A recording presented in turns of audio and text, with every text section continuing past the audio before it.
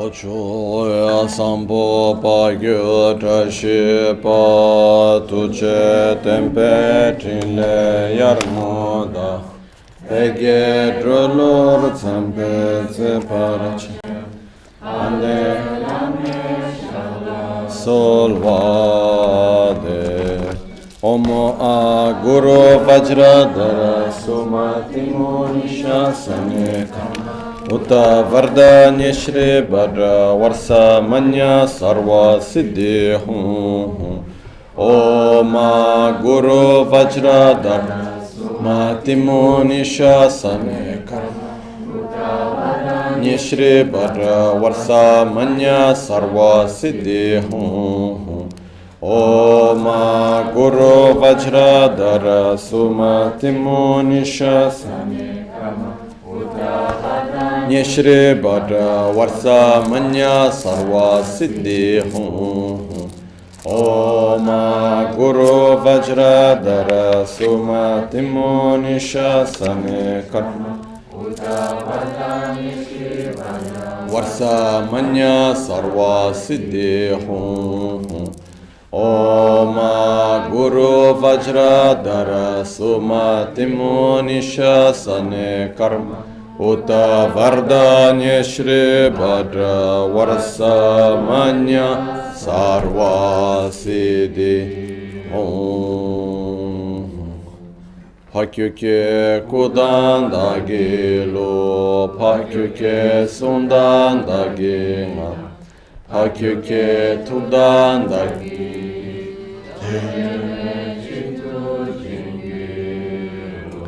Makyuke kodan dagi lo, makyuke sundan dagi man. Makyuke kodan dagi,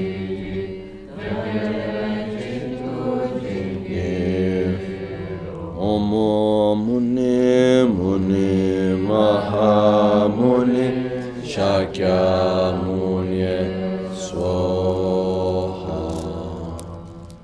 Sashipe ki chushi meto tari ravlin shi idegem padi sangye shintu mikte ulvargi drogunam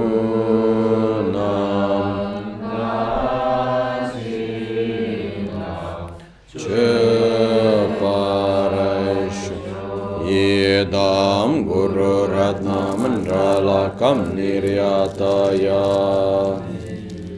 Sangye chodan soge chanam la chancho pardo dane kyapso chin Dage jinso gibe sonam gim Rola pinchira sangye druparash Sangye chodan soge chanam la chancho pardo dane kyapso chin Dage jinso gibe sonam gim Drola pinchira sangye druparash Sangye chedan soge chonamla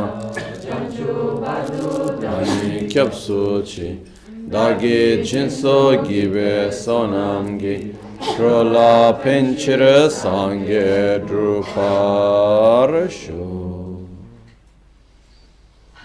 In the Buddha, Dharma and Sangha I take refuge into enlightenment. Through the practice of generosity and the other perfections, may I attain Buddhahood for the benefit of all sentient beings. Nel Buddha, nel Dharma e nel Sangha prendo rifugio fino all'illuminazione. Con la pratica della generosità e delle altre perfezioni possa io ottenere lo stato di Buddha per il beneficio di tutti gli esseri senzienti. Haye ke da lu da nu jin ke tu bon da da mi ke Rwa Kunge Drana Chi Zampa Tamje Ketu Daki Cheten.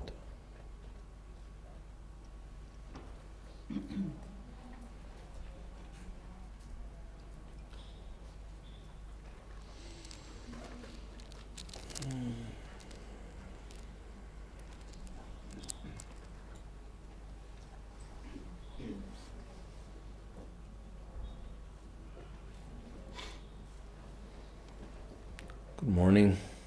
Good morning. Buongiorno.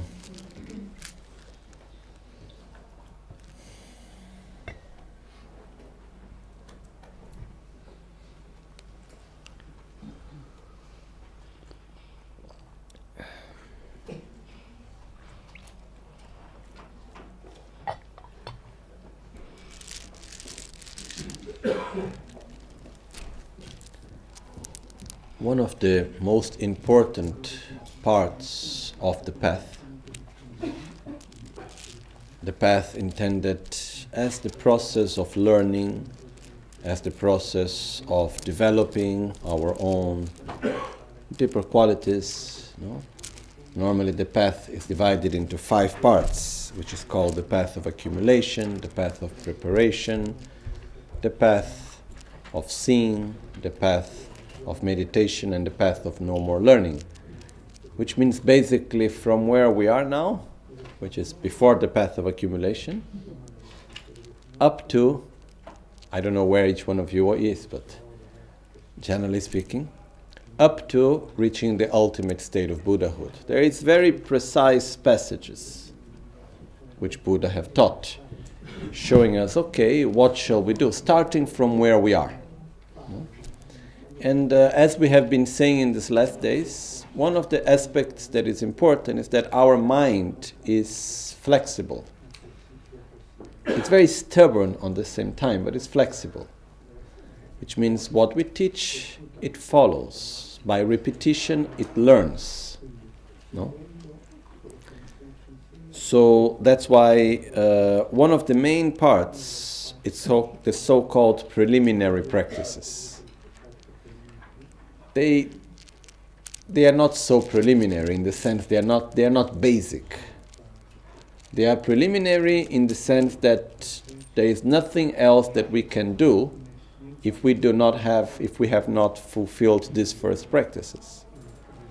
And to fulfill the preliminaries is not a matter of how many times we recite the taking of refuge, or because there is this idea of fulfilling the preliminaries, which is a wonderful practice by accumulation, which is to accumulate 100,000 taking times the recitation of taking refuge, doing 100,000 times the recitation of the mantra Vajrasattva for purification, doing 100,000 prostrations, and so on. That's a wonderful practice, and very important also. But when we say actually to complete the preliminaries, it's not a matter of reciting certain mantras and prayers for a certain number of times, but it's a matter of developing certain levels of consciousness. This is what it is about. And basically, in order to be able to do some incredible techniques that exist, taught by Buddha, when we go into the Vajrayana and we go through the 3 transformations, and then there is the generation stage, completion stage, all the practices such as Guya Samaja, Yamantaka, Heruka, Vajrayogini, Tara, they're amazing practices. They have like incredible potential of transformation. They are like very high technology. Truly speaking, and it's really learning how to use the body, how to use the energy, how to use the elements, how to use the mind, and everything in order to take us to enlightenment. But before we are able to use such high technology, we must learn how to read and write. We must have some bases that allow us to do that. Otherwise, we may get lost. in between. Otherwise, we may get lost within symbolism. Otherwise, we may get lost through the metaphors, through the symbols. Otherwise, we may get lost thinking that some things which are metaphors are the actual meaning, and somehow we do not advance on our own path, not because the method that we have is not valid, not because we do not have the blessings, but because we have not done one step after the other as it's supposed to be done. Okay? So, the preliminaries are fundamentally important, and it's something that we should practice and then gradually develop within ourselves. And we are the only ones that can truly judge when we have completed the preliminaries. But there are different levels of completion of the preliminaries. Okay? When we talk about taking refuge, there are different ways of taking refuge. We can take refuge in which we take refuge in Buddha and Dharma and Sangha, but we are not in a very deep level. We still only see the suffering of suffering and so on. And then there is the highest way of taking refuge, which is the way of taking refuge within the practice of Vajrayana, which is in which the practitioner is 24 hours with the identity as the idam, and he takes refuge within being the idam. Okay? That's a whole other subject. Okay? So, Panchen Losang Chökyi Gyaltsen in the Guru Puja, if we go to the new edition, and page number 13, in the instructions, Panchen Losang Chökyi Gyaltsen says to us, no? For that, with a special wholesome mind, which means first bring your mind to a state of calm and peace, one meditates first on refuge, bodhicitta, and the four immeasurables. Then one radiates light from one's body that is endowed with the yoga of any hired deity, such as Guhya Samaja, Chakrasambhara, or Yamantaka, etc.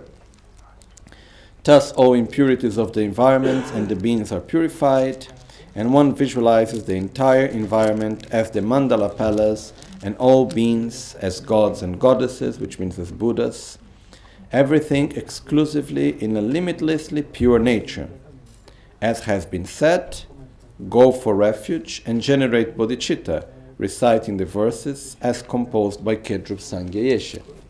So here,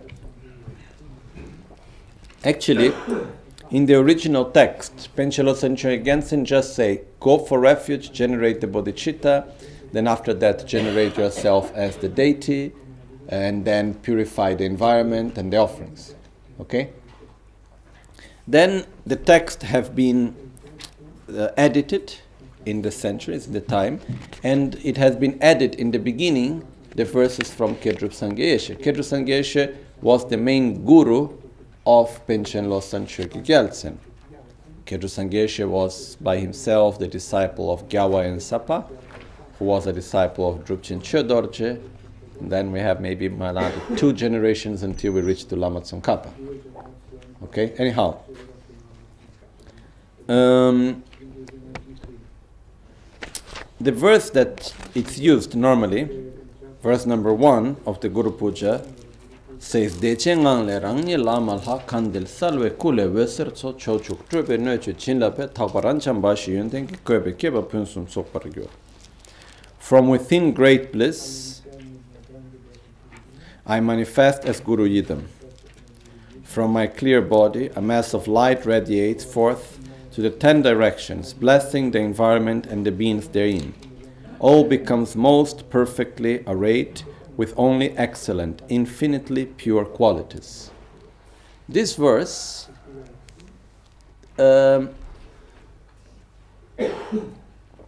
in the way how it is presented, is what is called the uncommon taking of refuge. the taking of refuge, there is two forms. There is the common taking of refuge and the uncommon way of taking refuge. The common way of taking refuge is what we have gone through these days. It's basically, I am here, myself, in my ordinary form. I recognize all-pervasive suffering as suffering, which means I recognize this body and this mind contaminated by mental defilements and karma. I don't want it anymore. And finally, I ask help to Buddha, Dharma, and Sangha, which is already something wonderful. And I take refuge in the Dharma, and I ask Buddha to give me the Dharma and the Guru, and so on.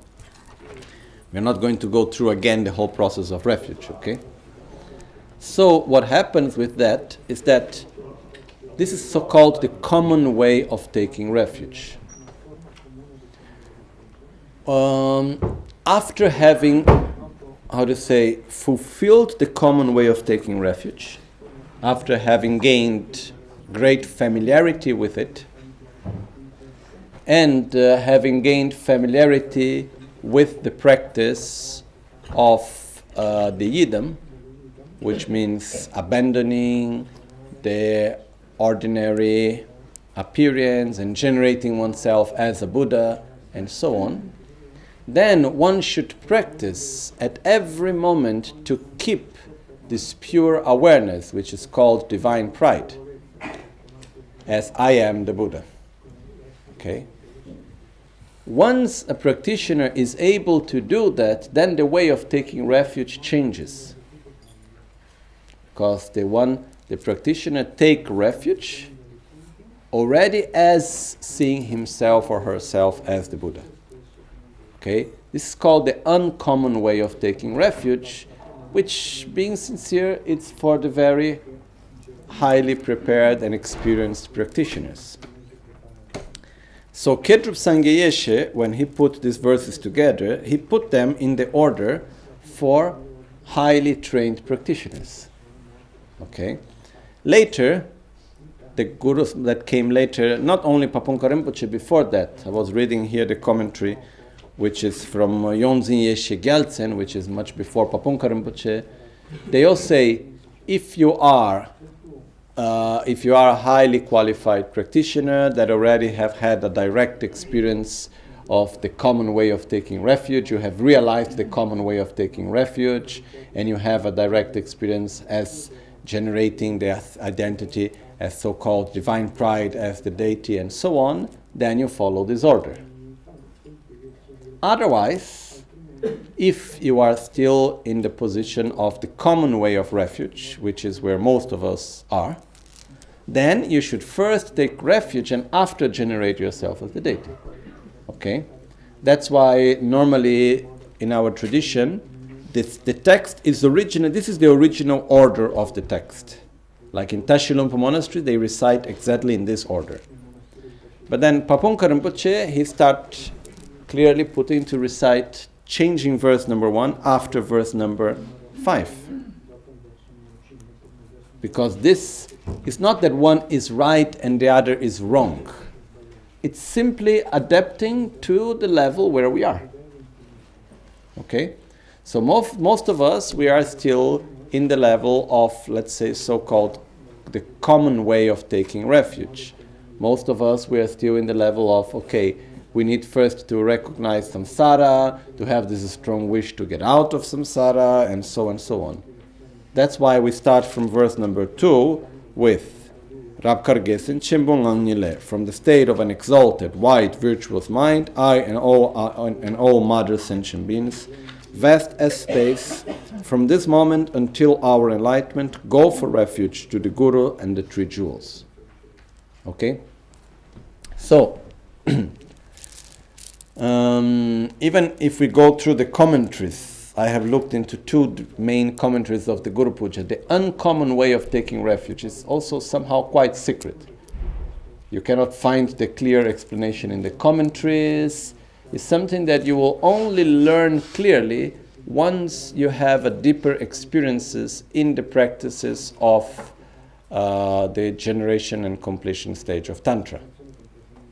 It's something that it's for a higher level of practice, which whoever is in that level should follow in this way, otherwise we should follow in the common way. Okay? So, we start from verse number 2. After that, once we have taken refuge, yesterday we were explaining the importance of generating bodhicitta.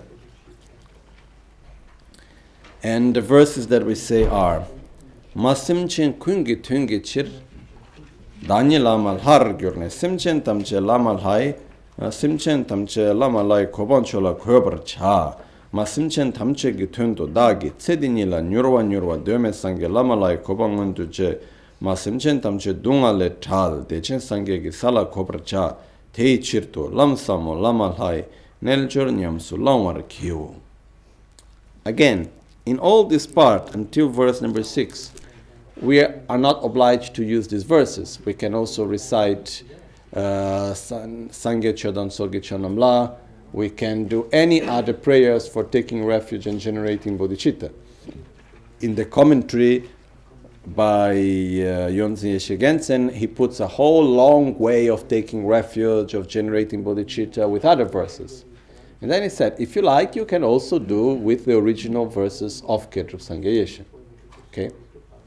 Also in this part, it is important for us to give time to taking refuge and to generate the bodhicitta.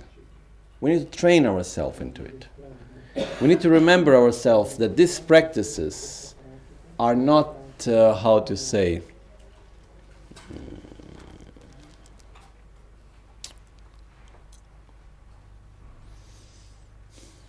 try to find a nice way to say.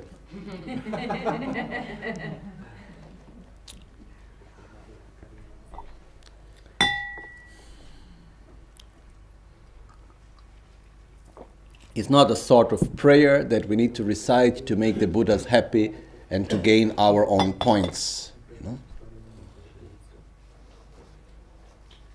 It's a technique to train our own mind. So the point is not to recite quickly. The point is not to recite thousands of times. The point is to train one's own mind. Then reciting helps, but we should stop, we should meditate, we should add more emphasis in the point where we need to develop, where we are right now. So in the part of taking refuge, for example, when we have generated, first we did, yesterday we explained, no? To do the meditation in the Four Noble Truths, to generate the correct motivation, do the visualization. Then when we do Namo Guru Bhye, Namo Buddhaya, Namo Dharmaya, Namo Sanghaya, we can do hundreds of times. We can do one mala of Namo Guru Bhye, Namo Guru Bhye, Namo Guru Bhye, Namo Guru Bhye, Namo Guru Bhye, Namo Guru Bhye, Namo Guru Bhye, Namo Guru Bhye, Namo Guru Bhye. We focus on the qualities of the Guru. We focus on the effect of asking for help, on taking deep refuge. Namo Buddhaya, Namo Buddhaya, Namo Buddhaya, Namo Buddhaya, Namo Dharmaya, Namo Dharmaya, Namo Dharmaya, Namo Dharmaya, Namo Sanghaya, Namo Sanghaya. We can take our time. There is no hurry. Okay? The important thing is that by reciting, by doing the visualization of Guru Buddha in front of us and the lights of nectars from the 5 chakras, we shall generate this deep state of consciousness in which it's not conceptual. We feel from deep inside that we want to get out of samsara, that we ask for help to Buddha, Dharma and Sangha and the Gurus, that symbol that embodies it all. And we feel this strong feeling that our request of refuge have been accepted, has been granted. And there is this deep feeling of, wow, I've been taken care of. There is love, there is this certainty I can follow the path because there is someone guiding me correctly. But there is this deep feeling that we need to generate. When we do the part of generating the bodhicitta, here we have a very special way of making the practice of generating the bodhicitta.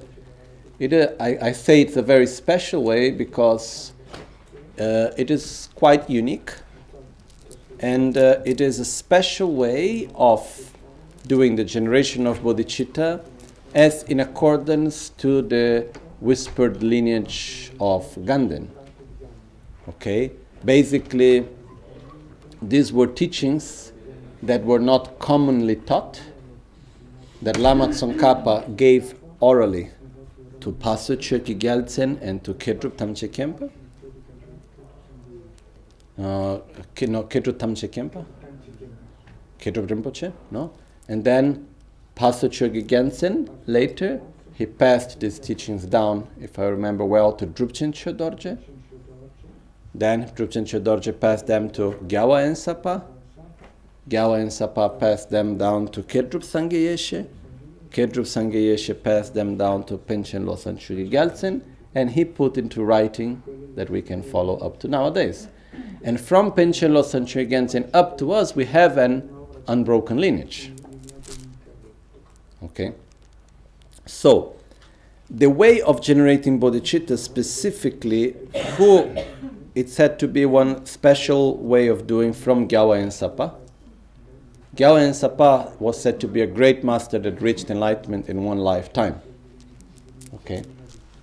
Also, there are some parts in self-healing, which Rinpoche, it's, I don't know which is the right word to use, inspired, or he follows the texts of Gyawa and Sapa. For example, the part of eliminating the defilements connected with the animals. This is in the teachings of Gyawa and Sapa. Gyawa and Sapa wrote 2 volumes, and not very much, but very profound practices and so on. Anyhow, the way of generating the bodhicitta follows the lineage of Gyawa and Sapa, which is actually the so-called Gande Nyingyo. Gande Nyingyo is this whispered lineage or oral lineage, which were teachings that were not given necessarily publicly and were given from few disciples. You can have different meanings of how to explain this, but when we take the Guru Puja is based on this oral lineage. Okay? So, when generating now bodhicitta, we need to base our generation of bodhicitta into basically 2 systems, which is the 7 causes and results, and the exchanging self with others, equalizing and exchanging oneself with others. I'm going to make it very simple now. I'm not going to enter into the whole details of which are the 7 causes and then the result, and then enter into the whole process of it. We will stay a long time into that. But basically, the first step, as we explained yesterday, is generating equanimity between us and others. And then once we have generated equanimity, we should at that point generate empathy. And then once we have empathy, we can generate sympathy. And from sympathy, then we can generate love, maitri. Okay? Then from that, we generate what is called in Tibetan laksam, which is the strong determination from oneself to do something for others. Okay? So, within this process, which is a long process, we could actually come to this moment and meditate on Tonglen, we could meditate on giving and taking, we could meditate on recognizing all sentient beings as our own mothers, and then remembering the kindness of what we have received, so we develop a deep sensation of gratitude towards each and every sentient being. And then from that, we develop the feeling of wanting to repay back the kindness that we have received. Then from that, we develop a certain sort of sympathy for the others. And then we develop the wish for their happiness, the wish for them to be free from suffering, until the moment in which we develop the determination that I will do whatever is necessary to help every sentient being to be happy and be free from suffering. Remember that all sentient beings means each and every one. Okay? So actually, Mahayana practice is very hardcore. Because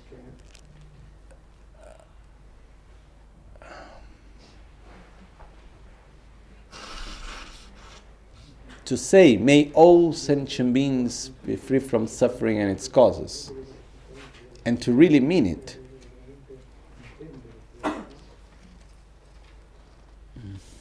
It's not for everyone. And it's not easy. There is a deep resistance inside of us. From the point of view of a generalized idea of sentient beings, it's okay. We have this tendency, I don't know, sure we could find a word within psychology of like some sort of, disconnection between two realities, But the fact is that in one way we say, oh, sentient beings, may they be happy. On the other side, we are there pointing the finger to one and to the other, and we are not able to connect and to wish the happiness for those that are near to us. So we have two things which are disconnected. Okay, we have an idealized image of happiness for all sentient beings, of great love and compassion, and so on. But when we bring that to a practical level, when we bring that to our practice, to our life, to our mind, when we bring to the fact that we are not here to be good Buddhists, we are here to transform our mind. The fact is not being part of a system in which we are supposed to love all. The fact is actually loving all. No? And it's not simple. Because behind us there is this part of our mind which is shouting and saying, stop it! How can you love this one? Look what he has done. How can you love him? Come on. Are you stupid or what, There is this strong resistance. Loving someone that have harmed us.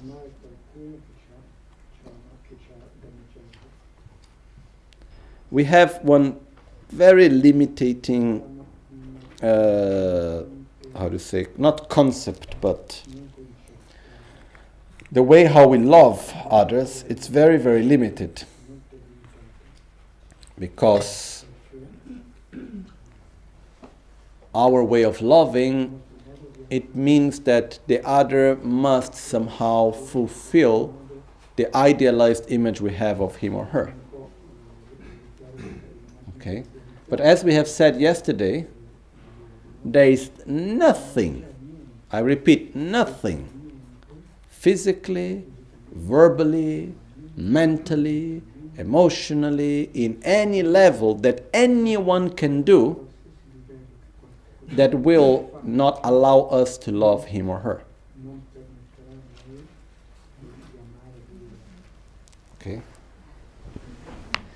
This means that from our side, we can choose and we can say, okay, I don't accept this, I feel harmed from that, and because of this I'm not able to open my heart and to wish your happiness and to connect myself to you. Okay? That's why, we have a form of loving, of Maitri, which is limited. It's limited by our own selfishness. When we talk about unlimited love, or unconditioned love, because the love that is conditioned, the love that is limited by one's own selfishness. That is what is conditioning our love. That is what is actually limiting our love. Okay? So, truly to say, may all sentient beings be happy, it's like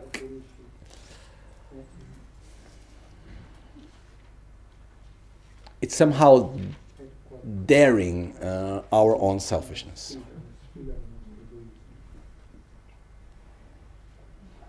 But the fact is that our selfishness, it's quite threatening.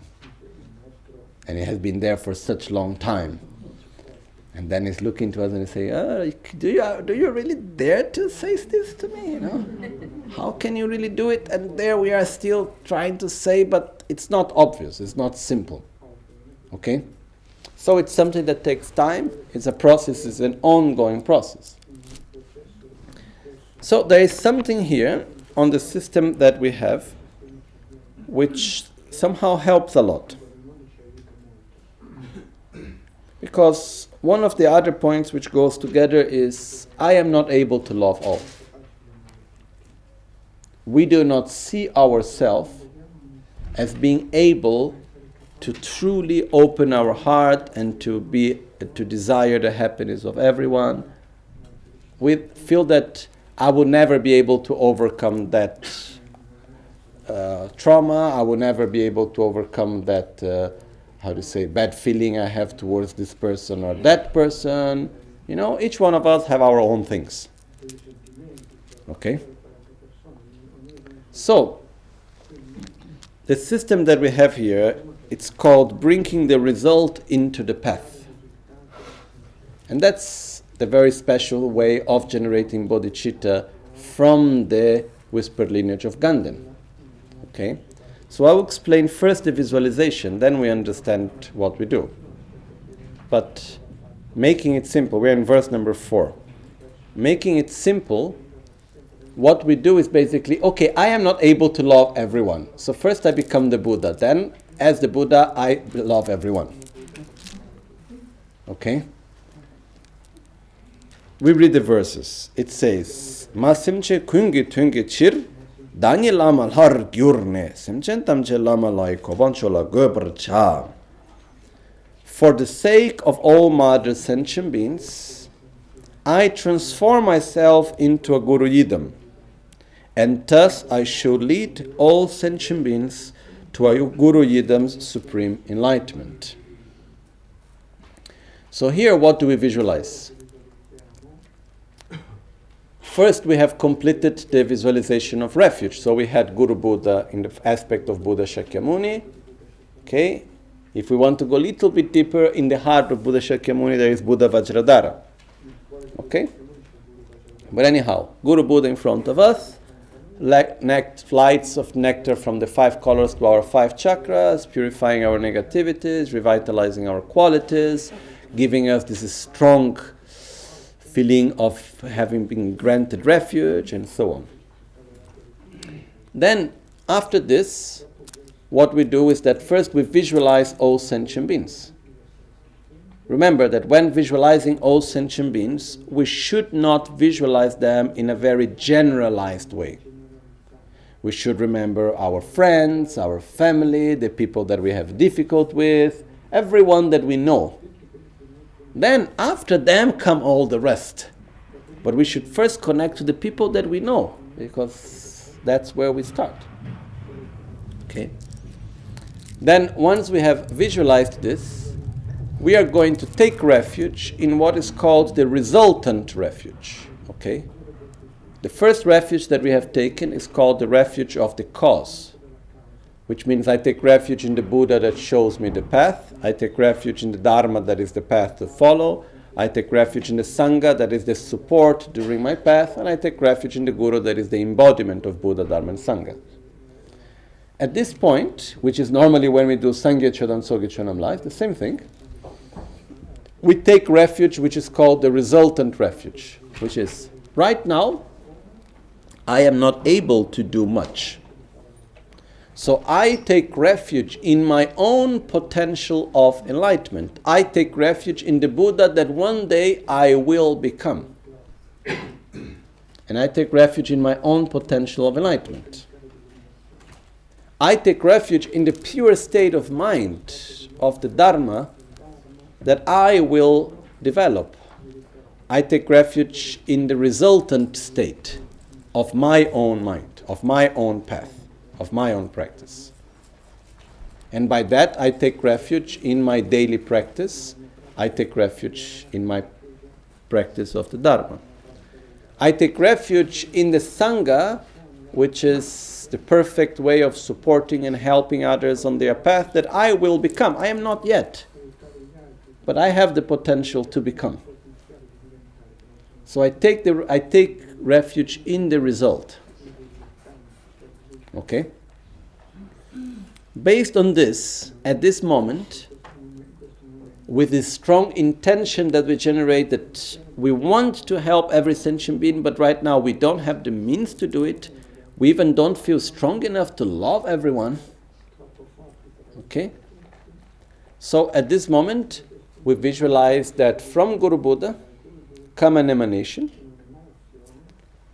He comes to us just like when from one candle we have a second candle which is lighted. So comes towards us, enters through our crown. No, actually when Guru Buddha arrives near, he turns to the same direction, enters through our crown, and then entering through our central channel, absorbs through the whole of our body. Okay? There are two ways of visualizing. One is that Guru Buddha absorbs through the whole of our body. One is that Guru Buddha enters and sits in our own heart. Okay?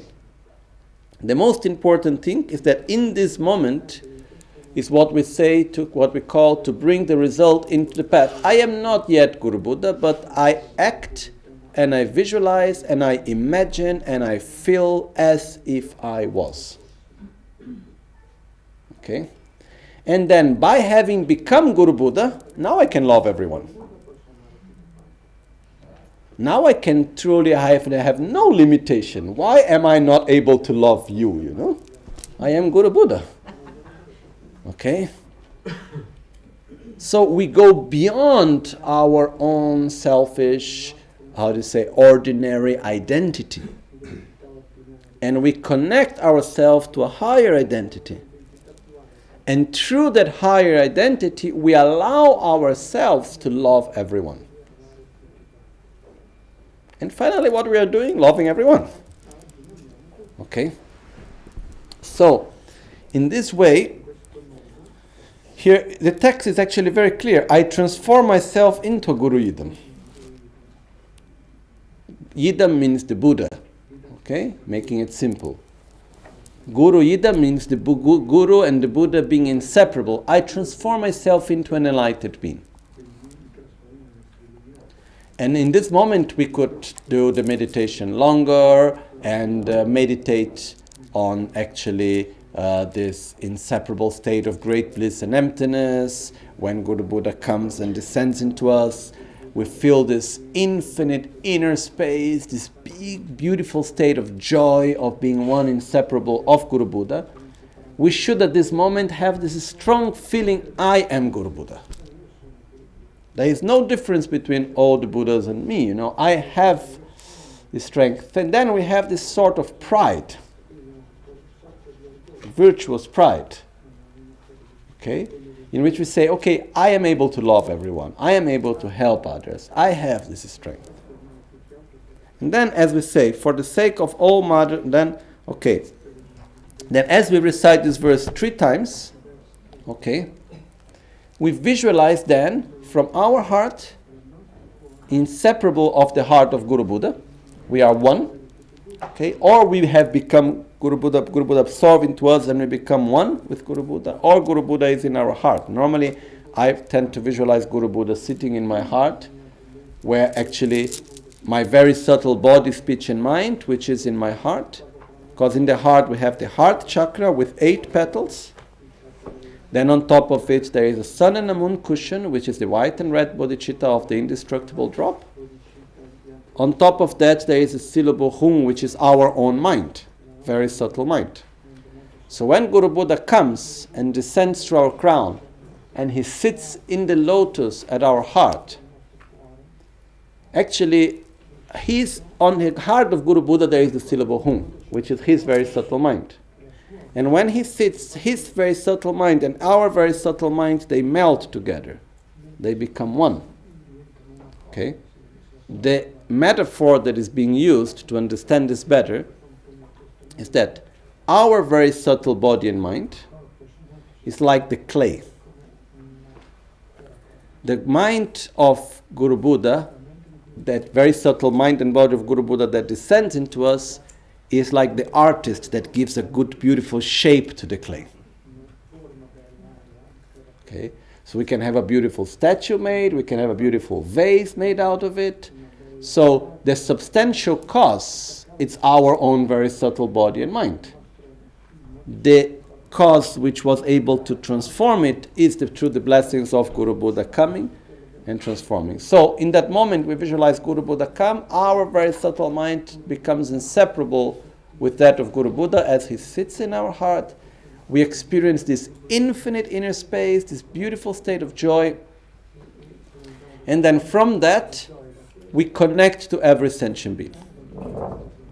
Now we are able to really love everyone. Now we have no any limitations.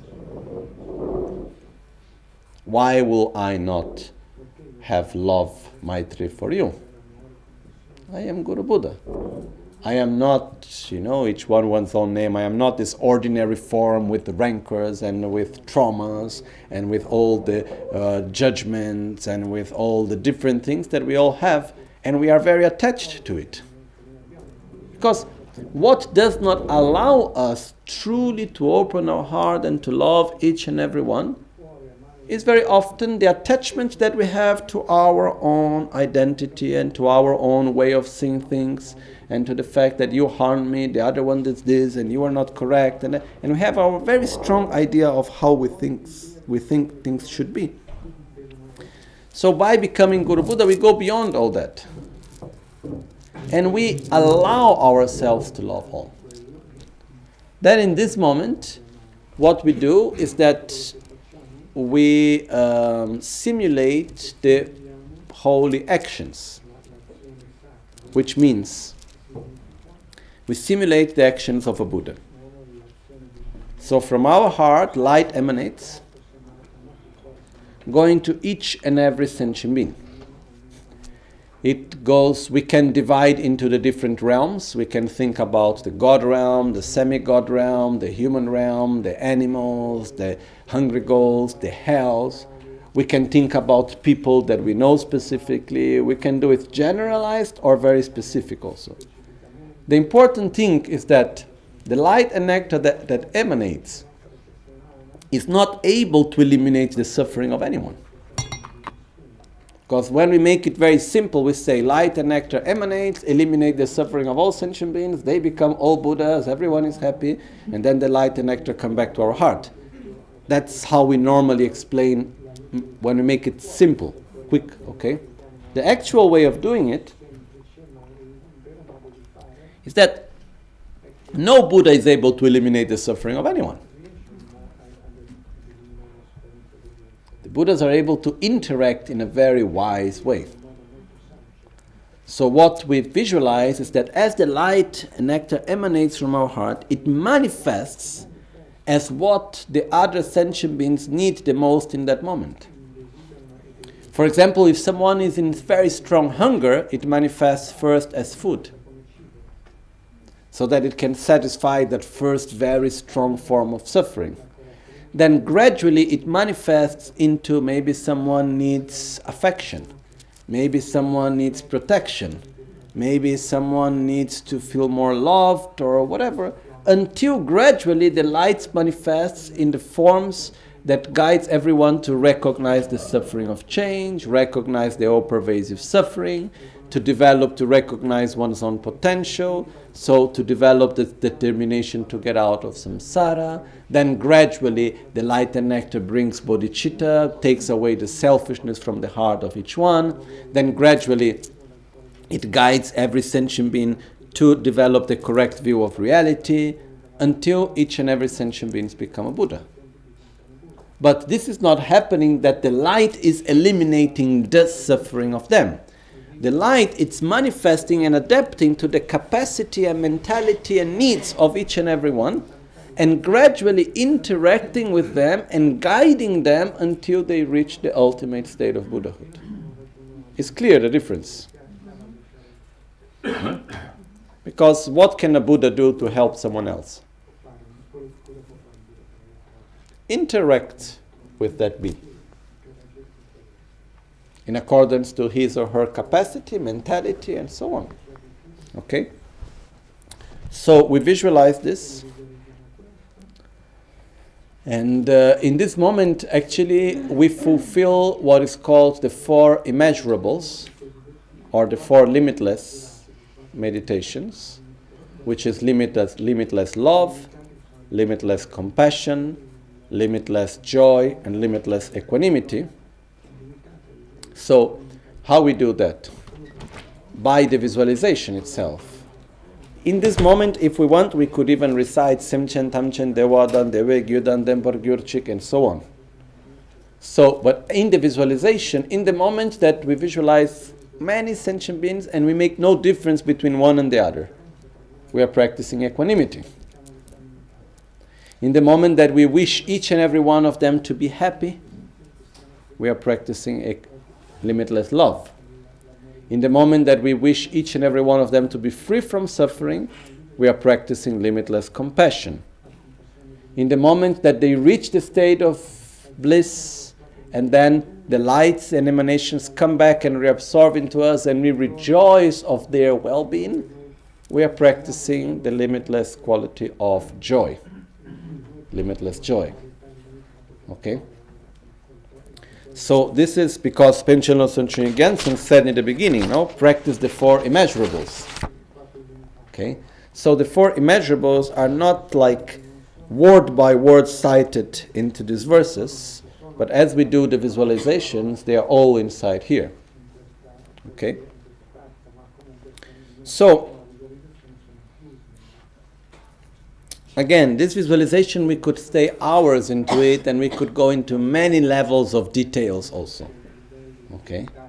But I think making it simple, we think about the people that we know, the animals, the reality that we know, that we get in touch with. Then we can imagine other realities also that are far away from us, those that are in jail. We can think about those that are sick. We can think about those that are momentarily in a state of pleasure, but they are completely taken by their own ignorance, and so sooner or later they will fall again into suffering, until we are able to recognize each and every one, connect to each and every one, and then we wish them to be happy, we wish them to be free from suffering, so the light emanates, go to each one of them, eliminate their sufferings, and so on. Okay? One important thing is whenever we emanate light, it always reabsorbs back into our heart. Okay? So we emanate, it fulfills the functions, and then it comes back and reabsorbs into our heart. This is one thing which is also important always to do. So normally here we recite it 3 times, also to give some little time and space for us to visualize it. Okay? After that, we go through what is called actually generating the motivation for the practice. So we have generated an inner state by taking refuge of loving oneself. Now we have generated a state of loving others through the generation of Bodhichitta. And we say, Masimchen tamche gi tuntu, dagi, tsedi nila nyurwa, dome sange lama lai kobangman duche, Masimchen tamche dungale tal, deche sange gi sala kobracha, tei chirtu, lamsamo lama lai neljor nyamsu lamar gyu. For the sake of all mother sentient beings, I shall quickly, in this very life, attain the state of a primordial Guru Buddha Yidam. I shall liberate all mother sentient beings from suffering and lead them to the great bliss of Buddhahood. To this end, I now shall practice the profound path of Guru Yidam Yoga. Okay? So,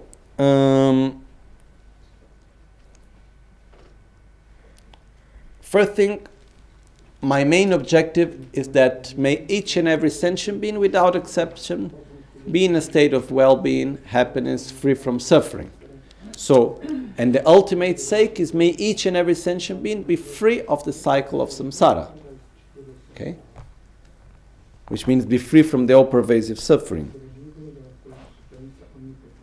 So, for the sake of all mother sentient beings, I shall quickly. Why quickly is repeated 2 times? Nyurwa in Tibetan. Okay? The first quickly refers to the Vajrayana path. Okay? Which means through the path of Vajrayana, I will reach enlightenment for the benefit of all sentient beings. So I will do it quickly. Why do I need to do it quickly? Because I have no time to lose. There's too much suffering going on. I cannot just stay there relaxed, doing one little bit slowly when there is so much suffering going on. I must do something now, something quickly. So the first quickly is I will go through the Vajrayana practice, which is not easy. But I will do it because for the benefit of all sentient beings, I must reach enlightenment as soon as possible. Quickly. The second quickly refers from within the Vajrayana. The quick path is the practice of the Guru Yoga. So the Guru Yoga practice, or the Guru Yidam Yoga practice, or the Guru Buddha Yidam Yoga practice, basically is the quick path to enlightenment. Because the first quick refers to the Vajrayana. The second quick refers that within the Vajrayana, the Guru Yoga practice. Okay? So, I shall quickly, in this very life, attain the state of a primordial Guru Buddha Yidam. I shall liberate all mother sentient beings from suffering and lead them to the great bliss of Buddhahood. For that reason, to this end, I shall practice the profound path of Guru Yidam Yoga. Okay, which means the Guru Yoga, the Guru and the Buddha being inseparable. So, this is the moment in which we call generating the motivation. Which means I am going to do something. Why am I going to do it? Because I want to liberate every sentient being from suffering without exception.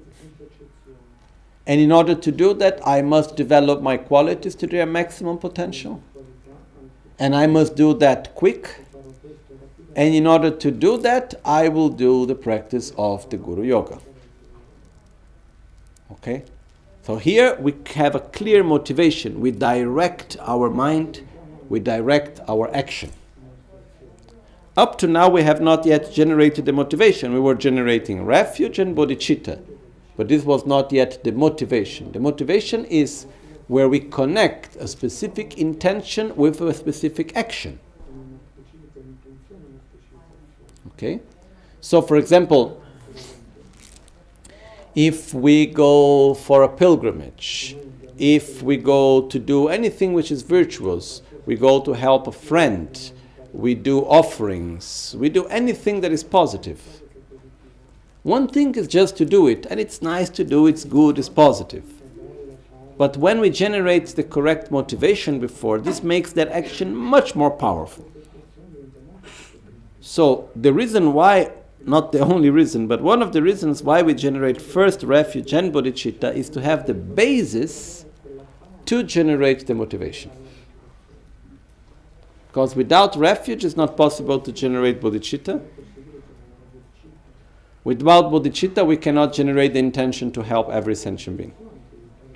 So once we generate that strong feeling, then we generate, because of that I want to do the practice now. Okay? Then with this intention, then we start the actual sadhana, we start the actual practice. Okay?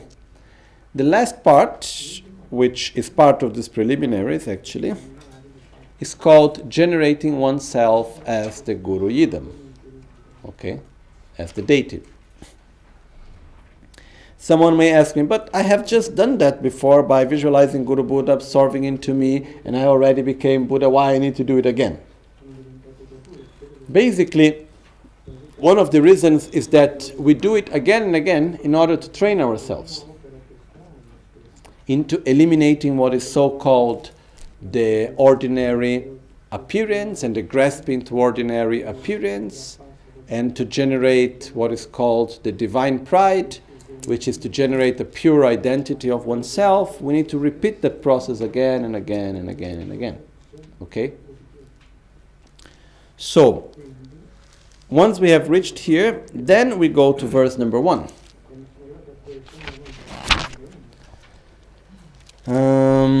Which starts by saying, Decengangle rangnil hamala kander salve kule weserso chokchur tröbe nöchu chinlape takpa ramjambashi yöndengi köbe kieba pynsum tsokpar kyur. From within great bliss, I manifest as Guru Yidam.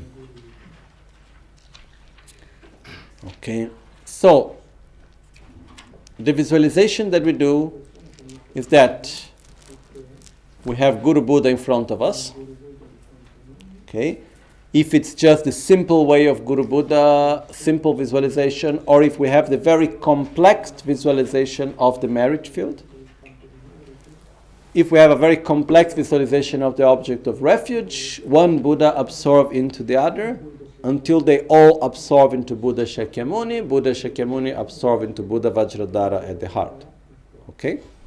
If we have just Buddha Shakyamuni, we have Buddha Shakyamuni in front of us that dissolve into light. Okay? Also, Guru Buddha as Vajradhara dissolve into light. The way I like to visualize is I visualize it all dissolves into a golden light. And then this golden light comes towards us and enters through our forehead. Okay? Now, what I will explain now is my own way of doing the practice. It's not something that is precisely explained in this way. So, just to add, which is not something that is written in this way, but I like to visualize that when the light enters through the forehead, the forehead is the entrance of the central channel. So this light, which is Guru Buddha, that has dissolved into this beautiful light, enters through the forehead, from the forehead fills the whole central channel. And we feel great bliss. Then gradually, from the central channel, the light starts to expand. Okay? And because then the sadhana here says, okay, in this moment, in the commentary, then you should dissolve everything into emptiness, and from within the state of emptiness, you generate yourself as Guru Buddha. So how to do that dissolution? One of the ways is here you can do the practice of any idam. If you are a practitioner of Vajrayogini or of Yamantaka or any other practice, this is the moment where you do Om Subhava Shuddha, Sarvadharma Subhava Shuddha, Om Shunyata Gyana Binda Subhava Atma Koha, Randa Soshingila da Dele Shembe Chutam Cheteneta Waimbe Chitajala Sobeta Dame Veranshin Tomba Nitu Kyur.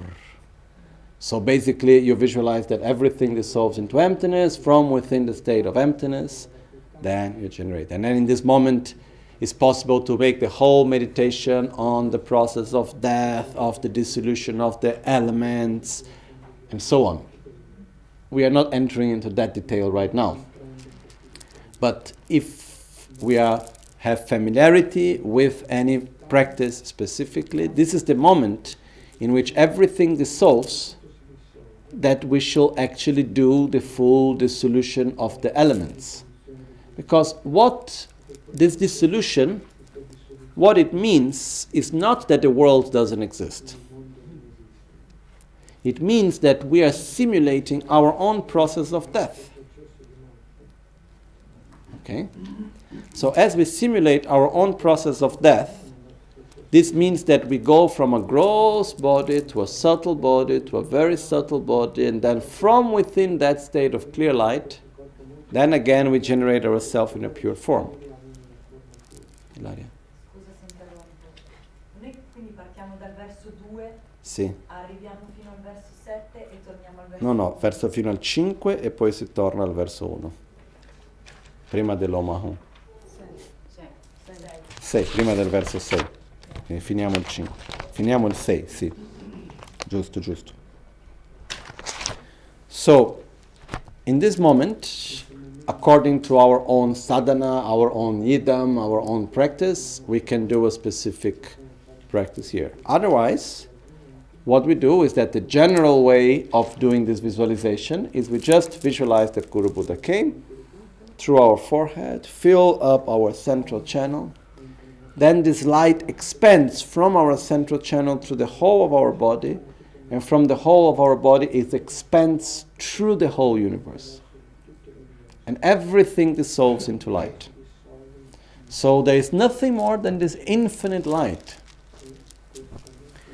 where there is no me or you, there is no here or there is no this or that. There is just infinite light, which is empty of inherent existence, which means it doesn't exist by its own characteristics. It is interdependent. At the same time, it is experienced through a deep state of great bliss. Wherever there is emptiness, wherever there is light, there is great bliss. Wherever there is great bliss, there is the emptiness of... It's not a dark black emptiness. It's an emptiness filled up with light, golden light. Okay? And I am the union of great bliss and emptiness, of this infinite light, inseparable of great bliss. I am such union. So Guru Buddha came to our forehead, entered to our crown, it expands from our central channel to our body, from our body to the whole universe, and then there is nothing more than this infinite state of light. Okay? Again, it has these 4 characteristics. In Tibetan it's called Nawa Tongsang, Ngengo Ranshimeba, Yulchin Dewa Chimboyeshe Chokungagel, which means the appearance is as a total emptiness. The mode of apprehension is as lacking inherent existence. The observer is great bliss, and this non-dual union of great bliss and emptiness is I generate the pure identity of I am this non-dual unity, which is called the identity of the Dharmakaya. Okay? Anyhow, these are just technical names. What we do in this moment is there is mainly these 4 aspects. The perception is just of infinite emptiness. The mode of apprehension, the way how it appears to us, is of lacking inherent existence. Now here, what it means lacking inherent existence. Those that get the meaning, wonderful. Those that don't get the meaning, another time we will explain. No, simply because otherwise we cannot go forward right now. But putting it into very, very few words, the meaning is that nothing exists independently of its own parts, nothing exists independently of causes and conditions. And even though we live in a reality that is subjective, it still appears to us as if it was objective. So making it really, really maybe oversimplifying it, we would say that we understand that anything that appears to us, even though it appears as being objective, it lacks such objectiveness, because nothing exists independent of the observer. Nothing exists independent of its parts and the interaction with the rest. Okay?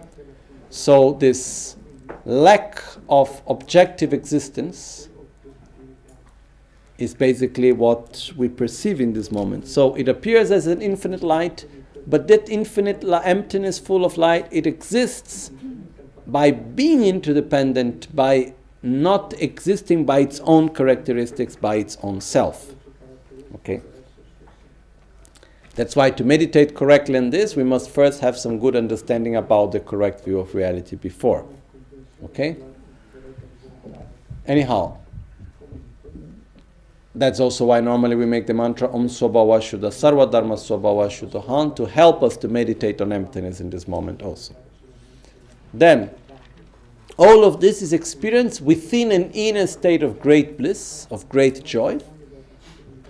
Papunga Rinpoche in the commentary of Tarachittamani says, try to imagine the moment of your life of greatest joy and bliss. Also because, it's not what Papunga Rinpoche said, but when we experience any sensation of pleasure,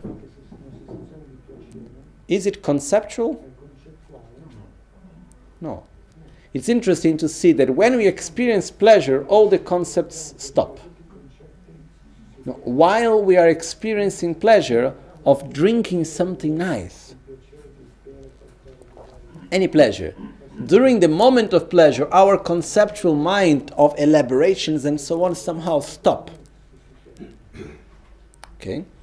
So here, this is a non-conceptual state, which goes through this inner state of great joy, of great bliss. So Papunka Rinpoche says, remember the greatest memory that you have of bliss. Connect yourself to that memory, not of the external object through which you experience bliss, the memory of the inner experience of bliss. And then you bring back that memory. And within that state of bliss, you perceive this infinite emptiness, full of light, empty of inherent existence. And then I am this union of great bliss and emptiness. Wherever there is emptiness, there is myself. Wherever there is myself, wherever there is emptiness, there is bliss. Wherever there is bliss, there is emptiness. And I am such union. So these are the four aspects that we should take into consideration in this moment of the practice. As you all can see, every part of the practice can be done like in a long way. It's not something that it's simple and superficial. Okay, especially in the beginning of the sadhana. So in this moment we do the generation of ourselves. Then from within this infinite state of emptiness, full of light, inseparable of great bliss, which I am, we stay within the state for some time. Then after that we generate this identity, this intention in which we say, okay, I want to help others. But in order to help other sentient beings, I must manifest myself in a gross body. Because if I remain in this very subtle level of great bliss and emptiness within the state of clear light, only a Buddha is able to perceive this state, which is called the Dharmakaya. So how can I help other sentient beings if I cannot interact with them? No way. So we generate the intention, in order to help others, I must manifest myself in a more gross level. Then, from within this state of great bliss and emptiness, appears the universe once again. Okay? And within this whole universe, we imagine it appearing in a pure way. So it has like, all the environment is pure, all the beings around us are pure. We imagine it in a very pure way. That's why it explains, in the introduction of Penchen Losang Choe Gyaltsen, it says,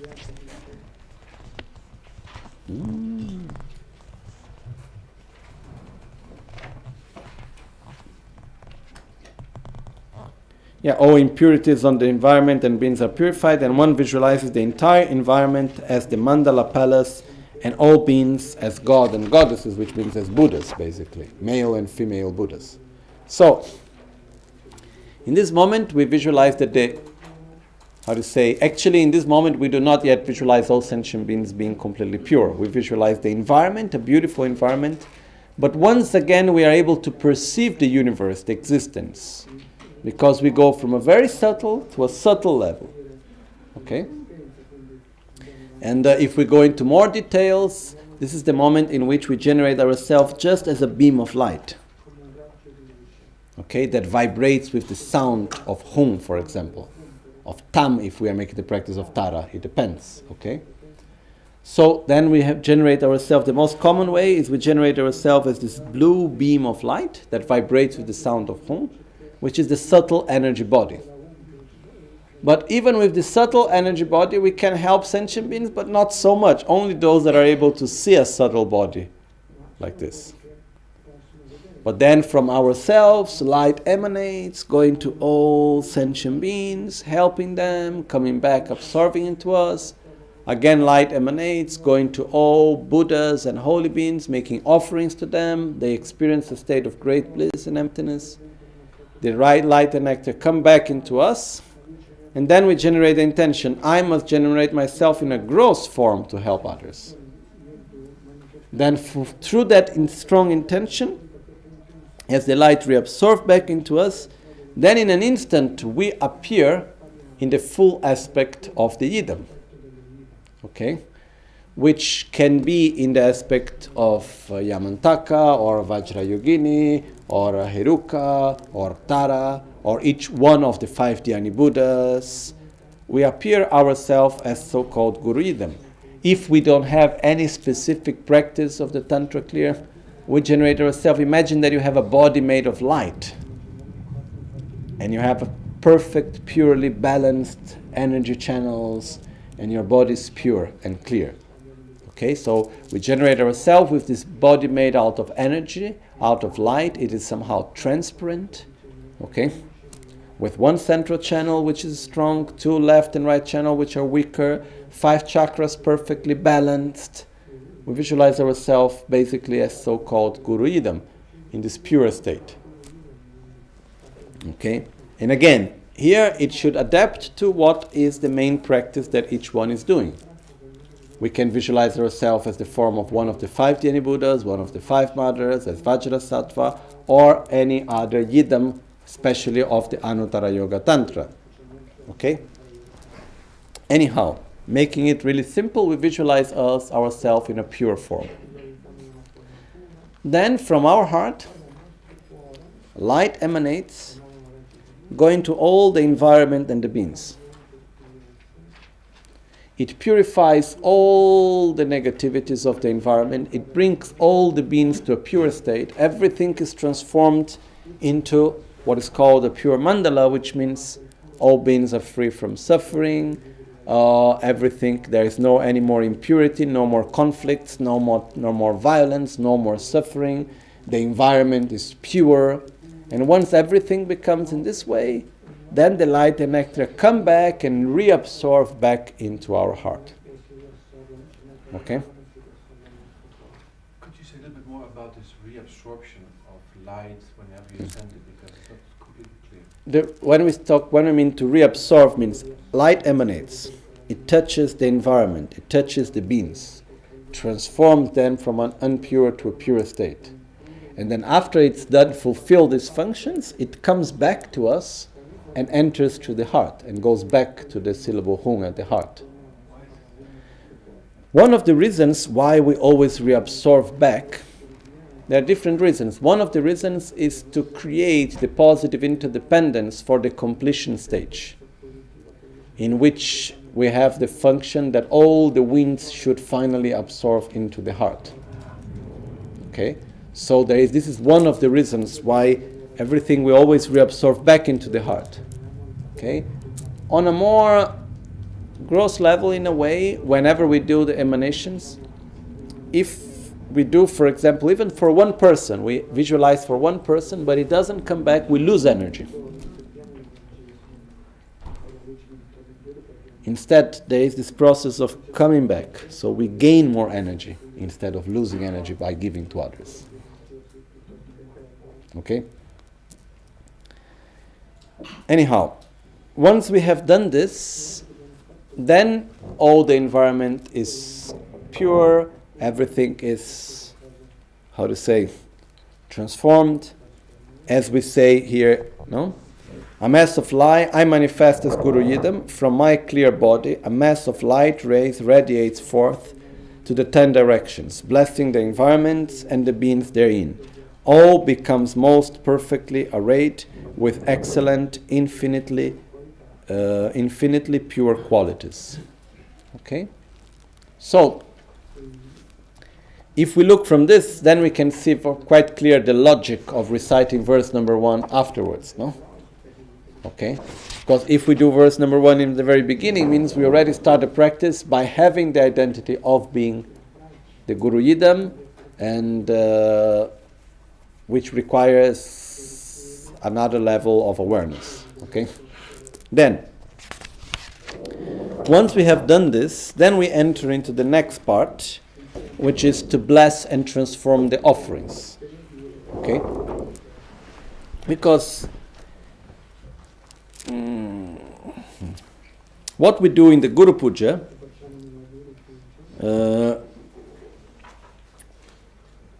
is that we cultivate a pure relationship with Guru Buddha. We have explained this in the first days, saying that one of the functions of the practice of Guru Puja is actually to cultivate the correct way of relying upon the Guru, okay, by thought and by action. And another function that is there is that also of accumulating merit and purifying one's negativities. So, making it really simple, the structure of the practice is, first we generate the intention, the motivation.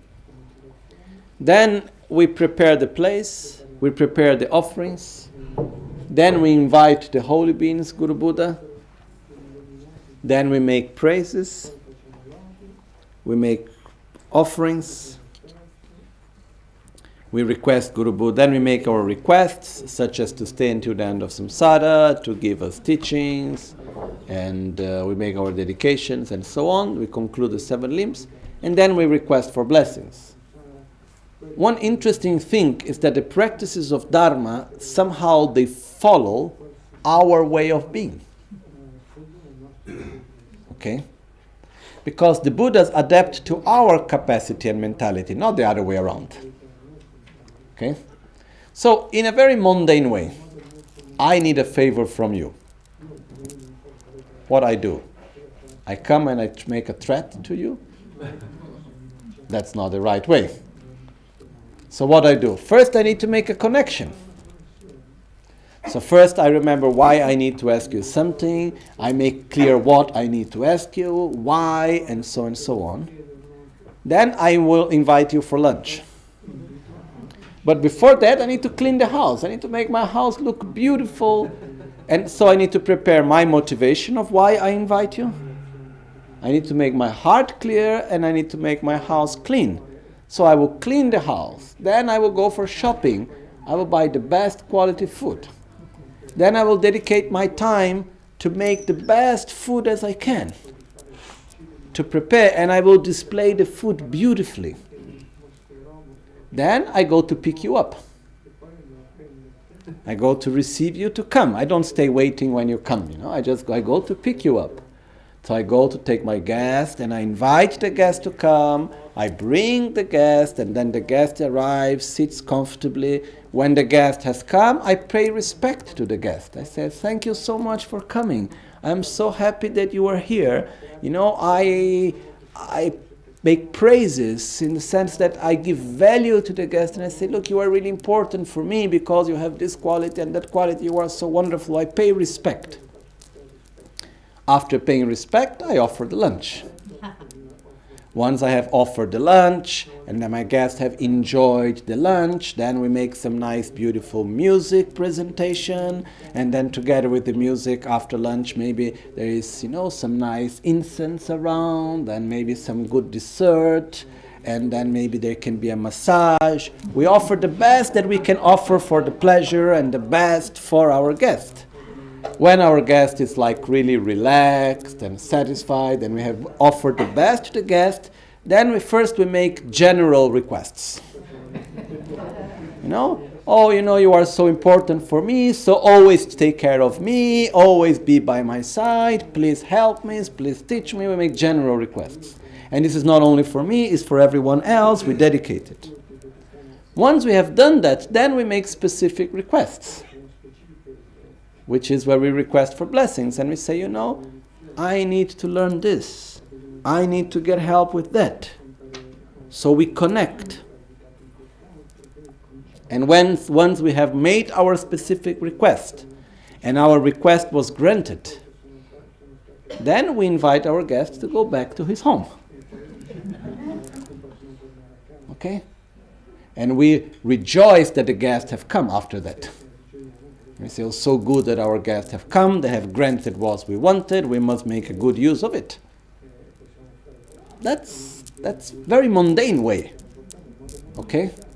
So what we do in the practice is that the practice is adapted to our way of thinking and our mentality and our reality. Okay? Because, I will say something now that someone may say that it could be like, how do you say in English? heretico, heretic almost. Okay? When you take an image of Buddha, okay, any image of Buddha, here we have, okay, this is Nagarjuna, you can take here Kurukuli, or you can take the image of Buddha Shakyamuni, any image of Buddha. It represents two things. Okay, many things, but in one way, it represents everything that is holy. It represents the state of enlightenment. It represents love and compassion and wisdom and great bliss. And it represents so many beautiful qualities and everything else. Everything that is pure. Okay? On the other side, it somehow also represents our own ignorance. Because why do we need that manifestation with that form? Because we cannot connect to the Buddha directly to the Dharmakaya, the pure essence of the Buddha. We must go through an external form. If we didn't have our own ignorance, Buddhas didn't need to manifest in such way.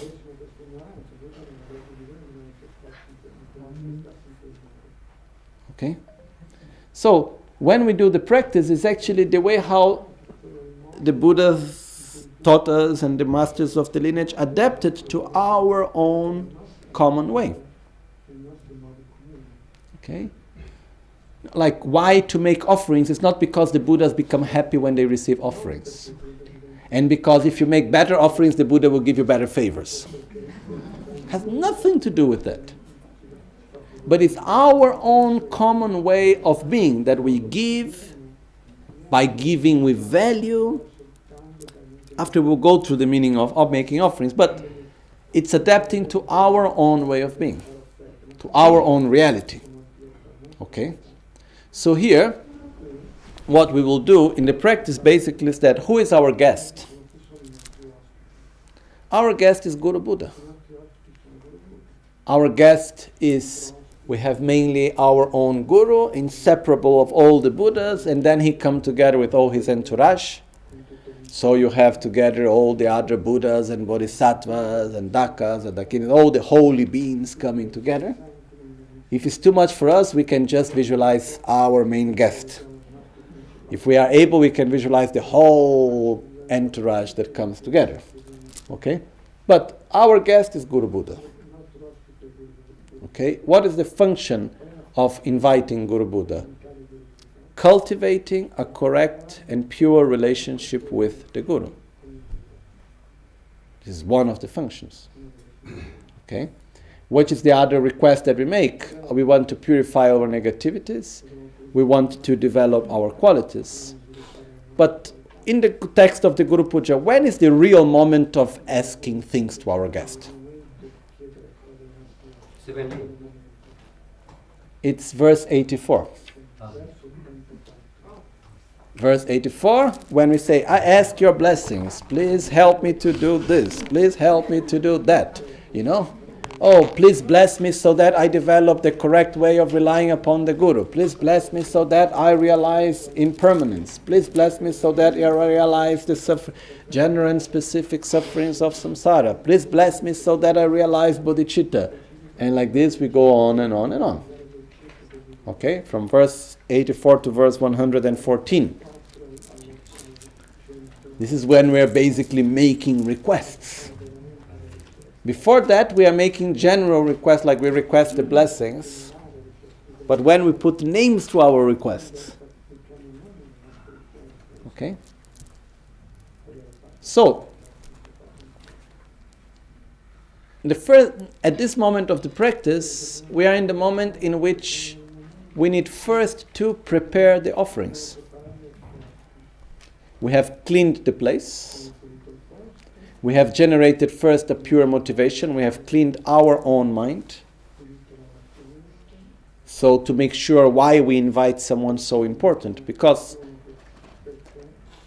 you know, when there is someone that it's really important, we should not invite that person unless it's something really important.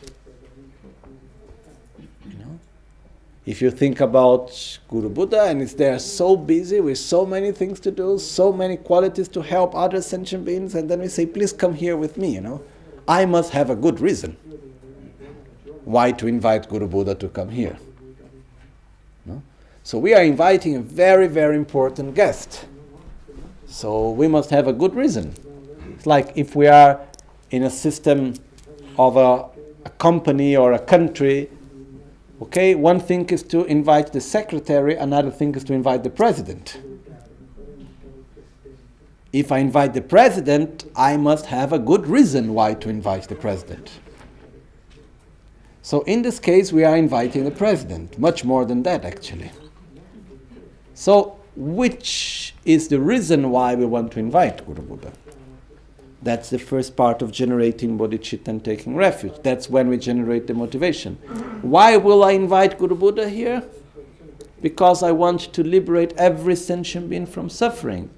And in order to do that, I must reach the state of Buddhahood. And in order to do that, I will invite Guru Buddha and make offerings and purify the negativities and so on. Okay? So we have cleared our mind from any wrong motivations. We have put ourselves with the correct motivation. We have the pride, positive pride to say, okay, Guru Buddha, please come here. I have a valid reason to receive you.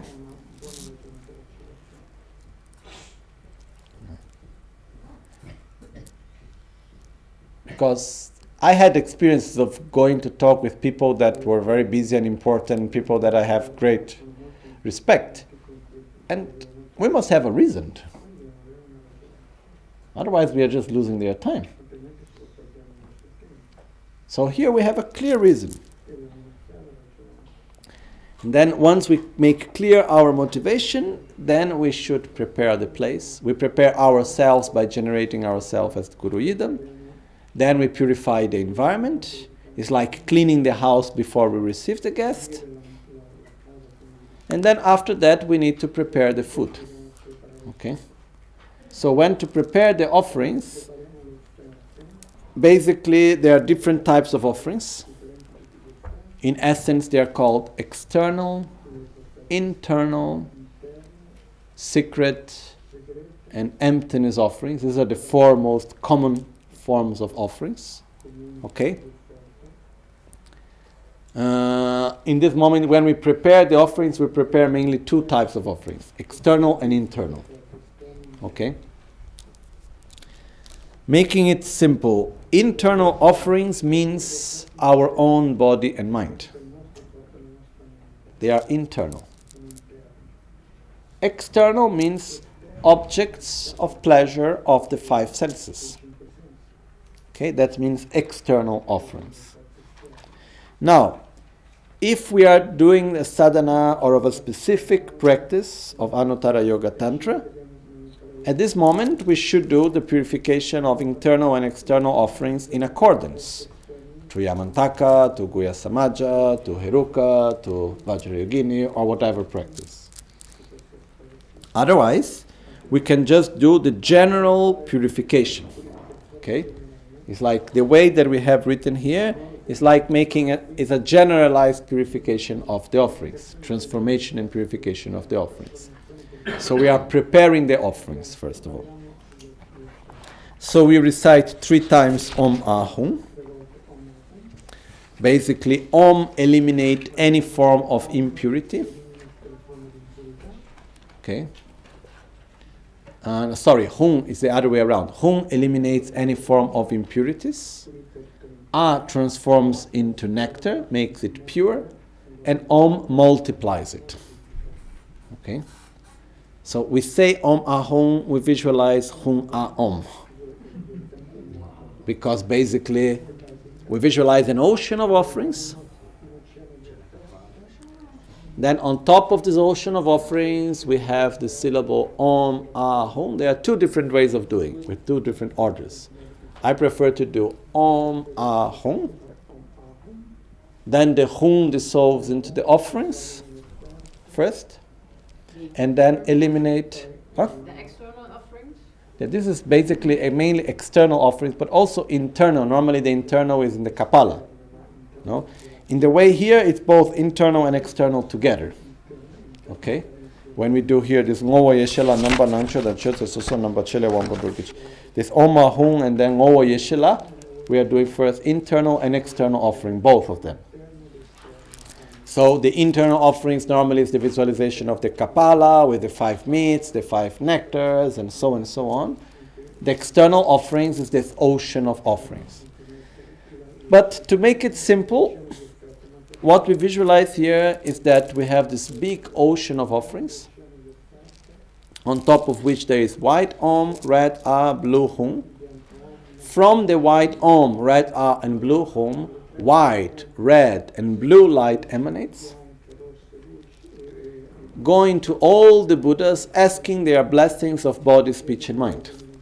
The white requests the blessings of body, the red are the blessings of speech, the blue Hum, the blessings of mind. So basically this light touches all the Buddhas, all the holy beings, and brings back their energy, brings back their blessings in the form of white, red, and blue light and nectar that absorbs back into Om Ah Hum. Okay? So the Om Ah Hum becomes inseparable of the qualities and the energy and the blessings of body, speech, and mind of all Buddhas. Then, the Hum dissolves into the offerings. It's like if it melts and it expands like a light, and then it expands to the offerings, eliminating any form of impurity of color, shape, smell, or taste. Then, the A dissolves into the offerings, transforming it into nectar, into something that is pure. Then the white Om dissolves into the offerings, multiplying it to infinite. So which means it doesn't matter how much you consume, it will never end. Okay? So this is when we do Om Ah Hum. One of the ways of visualization when we do the Om Ah Hum. Okay?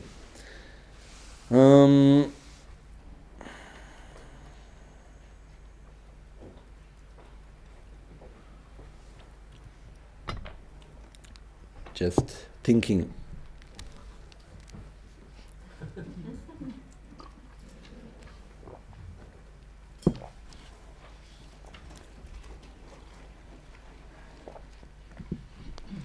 Okay, I will just add something.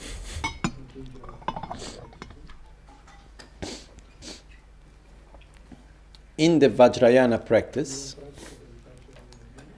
it is made with a lot of symbolism. Okay? And in Tibetan it's called Petön.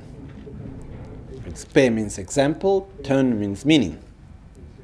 Okay, so you have a symbolism, a symbol that represents something.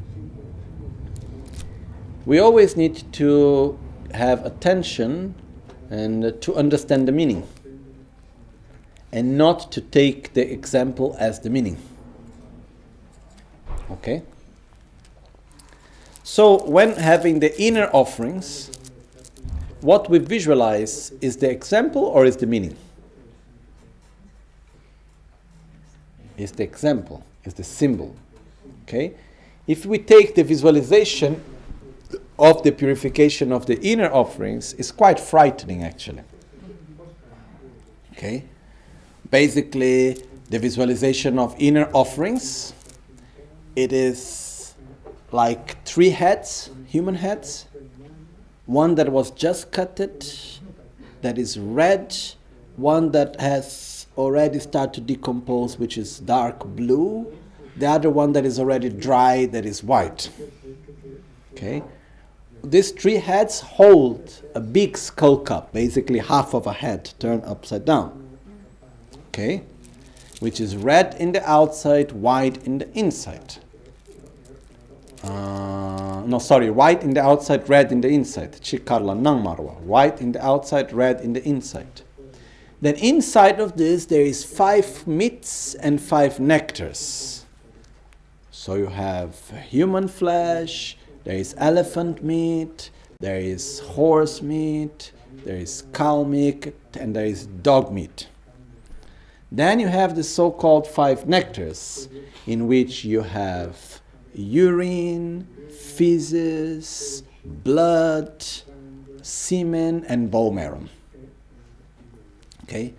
Then basically the wind blows under the fire grows, it makes the whole thing to boil, and then it becomes like a sort of a supreme soup, colored, that has the color of, it said it has the color of mercury, okay, of mercury color, and this becomes the supreme soup, on top of which there is Om Ahum. The Hum dissolves, eliminates all sorts of impurities. The Ah dissolves, transform into nectar. The Om dissolves, multiplies to infinite. Okay? Making it simple. It's a bit strange. When we look to it really like, when we are inside the system of a sadhana and we recite so many times, everything looks normal. But if we take out of the context and we look at it, what is the meaning of that, no? Then after we take this is representing it, you can see, this is like the Kapala. And then after we take it, then we make the offering from it, It actually has a very deep meaning, very powerful meaning. So I like just to share a little bit about the meaning of the symbology. Okay? So when we talk about inner offering, we are offering things that are inner, not outer.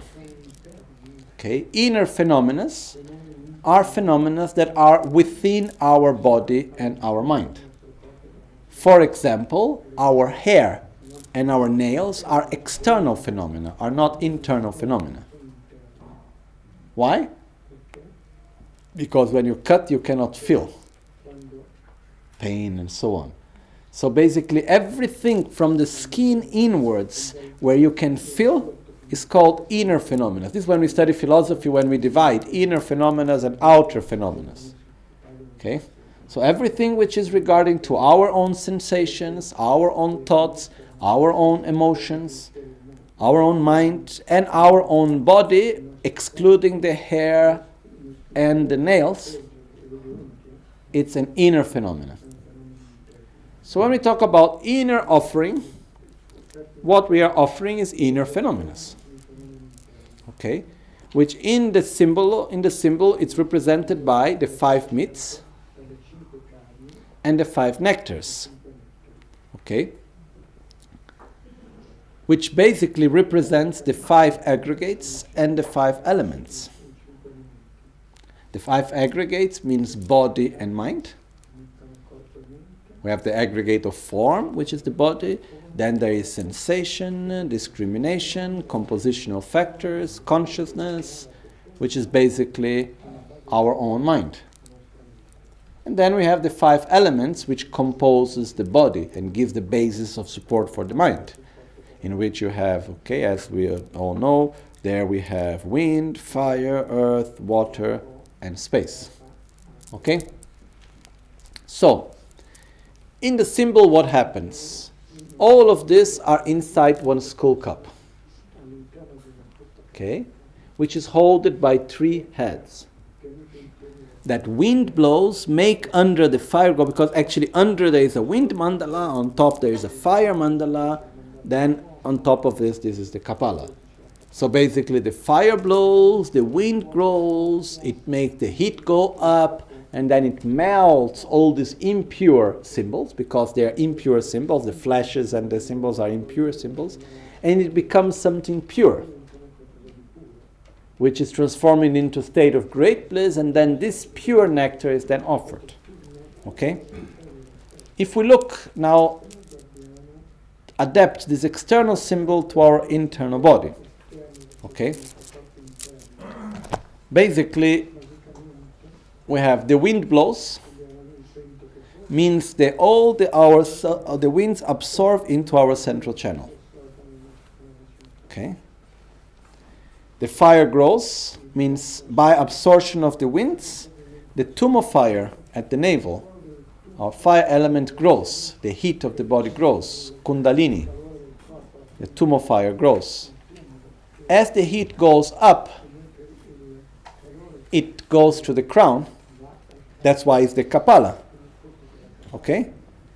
And as it goes to the crown, it melts the white Bodhichitta, which descends through the whole body, purifying the body and the mind, and bringing us into a state of great bliss. And this great bliss actually enters each and every part of the body, each and every energy channel, and through that we can experience a deep state of great bliss. And through this great bliss we realize the ultimate nature of reality, emptiness. Okay? So basically we are transforming our body and mind in order to be able to offer it. Okay? So these external symbols are actually symbolizing an inner process of transformation. Okay? Then there is other meanings of the 5 nectars and the 5 meats that we don't need to go into it right now because it will be too much detail and too long and so on.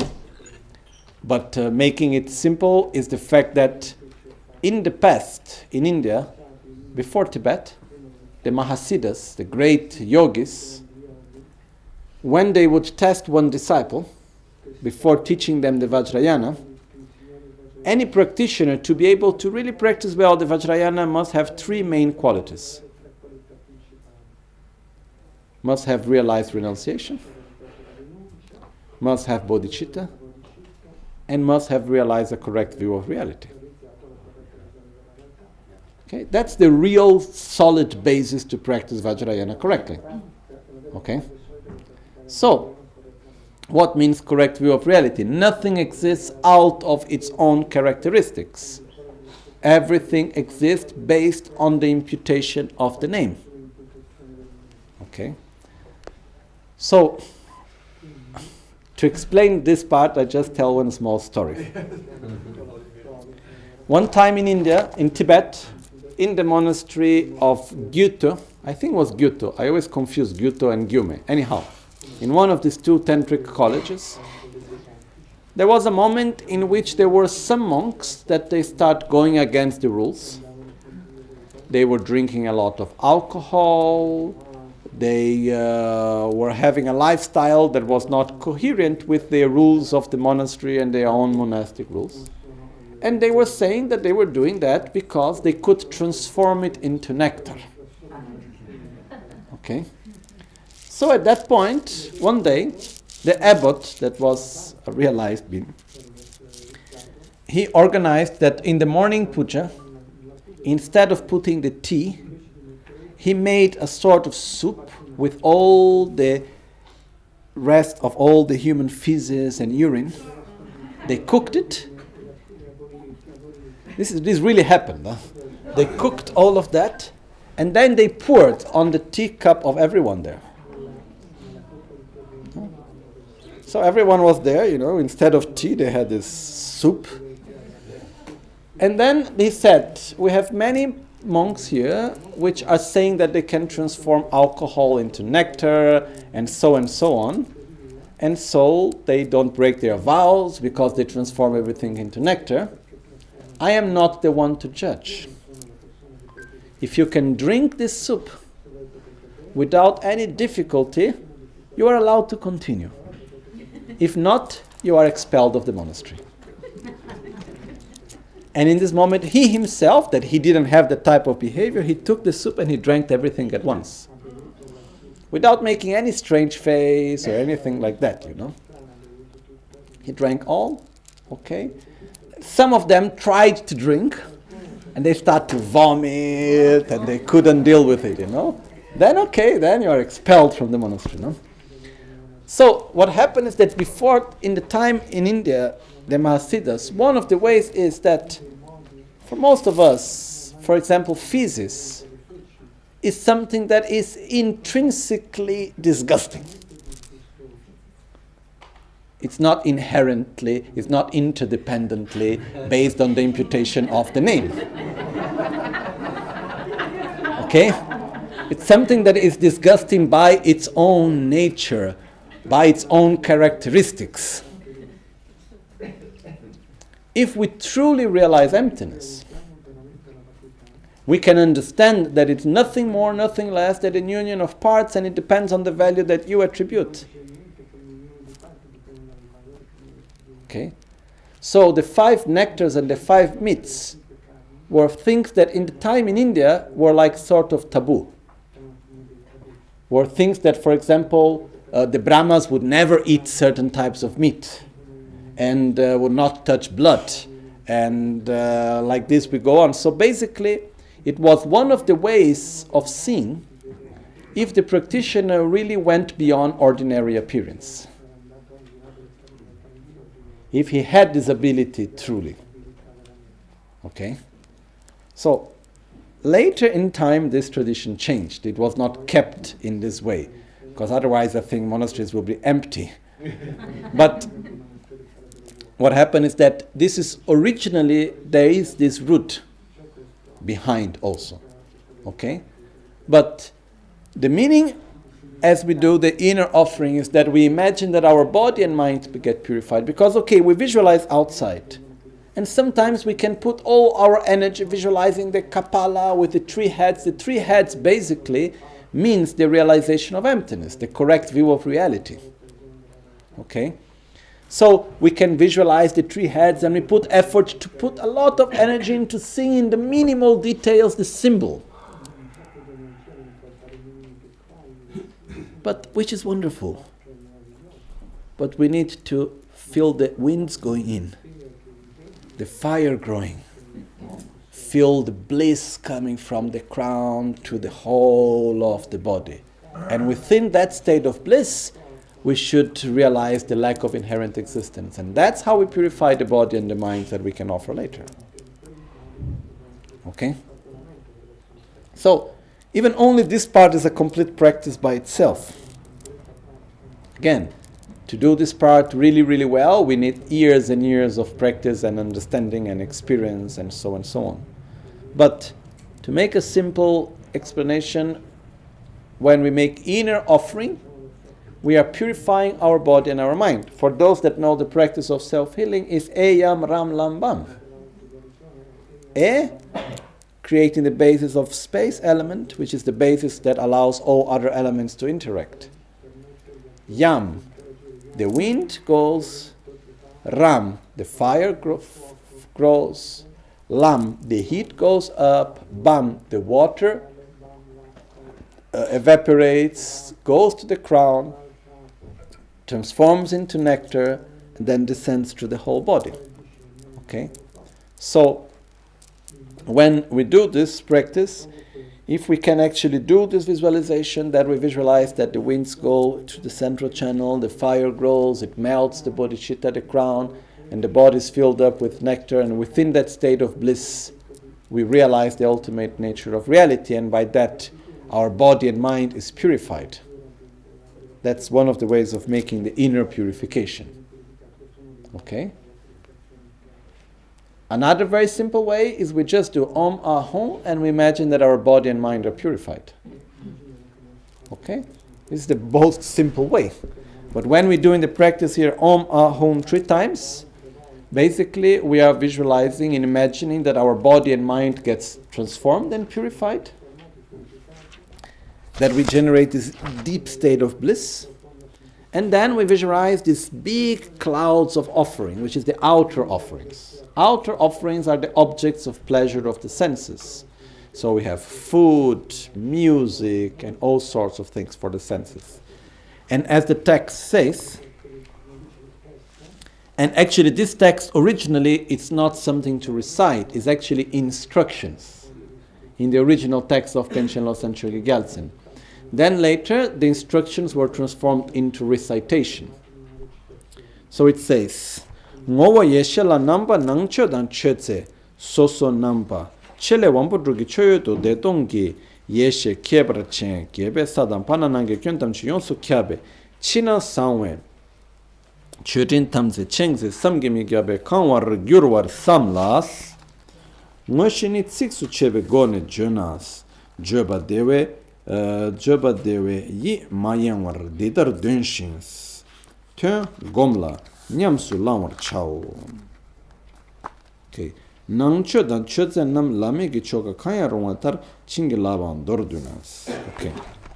So as the text says, bless the inner offerings and the offering substances, which is the outer offerings, according to whatever suitable Anuttara Yoga Tantra ritual, or in short, Om Ahum, Om Ahum, Om Ahum. That's a short way of doing it. When you do Om Ahum, you bless the body and mind, and you bless the external offerings. So basically, Chelosa Chögyal Gensen said, in short, you recite Om Ahum. But actually, even in the Anuttara Yoga Tantra practice, let's take, for instance, the practice of Yamantaka. Okay? When blessing the inner offerings, what are we supposed to recite? Om Ahum. Because actually, if we could have Om Reshti, Vikritanana Humpe, Om Sabhavashdo, Sarvadharma Sabhavashdo, Tompanido Gyoto, Mengale Yame Lungi, Om Bushui, Tabo, Padenkin Zambate, and Dole making Gomabo Zambate, and Dole Mingo Gibusung, and Dole Jumet, the Bagarabode, Nangishadu Jumet, Palangisha, Gods. What we do is we have the first mantra, which dispels away interferences, the second dissolves the offerings into emptiness, and then is the whole description of the visualization. And then what we are supposed to recite, Om Ahum, Om Ahum, Om Ahum. That's what we are really supposed to recite. The rest is just visualization that have been transformed into recitation in order to help us. So here, we do the Om Ahum, and as we do the Om Ahum, what are we supposed to imagine? And this is the next verse, which, again, originally these were just descriptions of what we are supposed to imagine, are instructions, which nowadays have become recitation. Is it necessary to do it very, very quick? No. There is no necessary to do it very quick. You can recite very slow. It's just in the traditional, well, like in the monasteries, the way of reciting at this moment is recited quick, but actually there is no need to recite it quickly. Okay? You can do you can do Mowo Yeshe La Nangba Nangje Dan Cheze Soso Nambra Chele Wambut. Or you can even just visualize it and not recite it if you want. Just to say the main point here is you do the Om Ahum, and then as it says, pure clouds of outer, inner and secret offerings and substances covering the whole ground pervade the whole space, earth and sky, spreading out beyond the range of thought. Which means it's like when we are in the airplane and you see this ocean of clouds. No? That it goes through the horizon. Similar to that, you have this, when it goes here, it goes beyond the range of thought. It means it goes beyond the horizon. So you see this beautiful ocean of offerings, which is outer, inner, and secret offerings. Basically, inner offerings are body and mind. Outer offerings are the objects of the senses. Secret offering is the inner state of great bliss that realizes emptiness. Okay?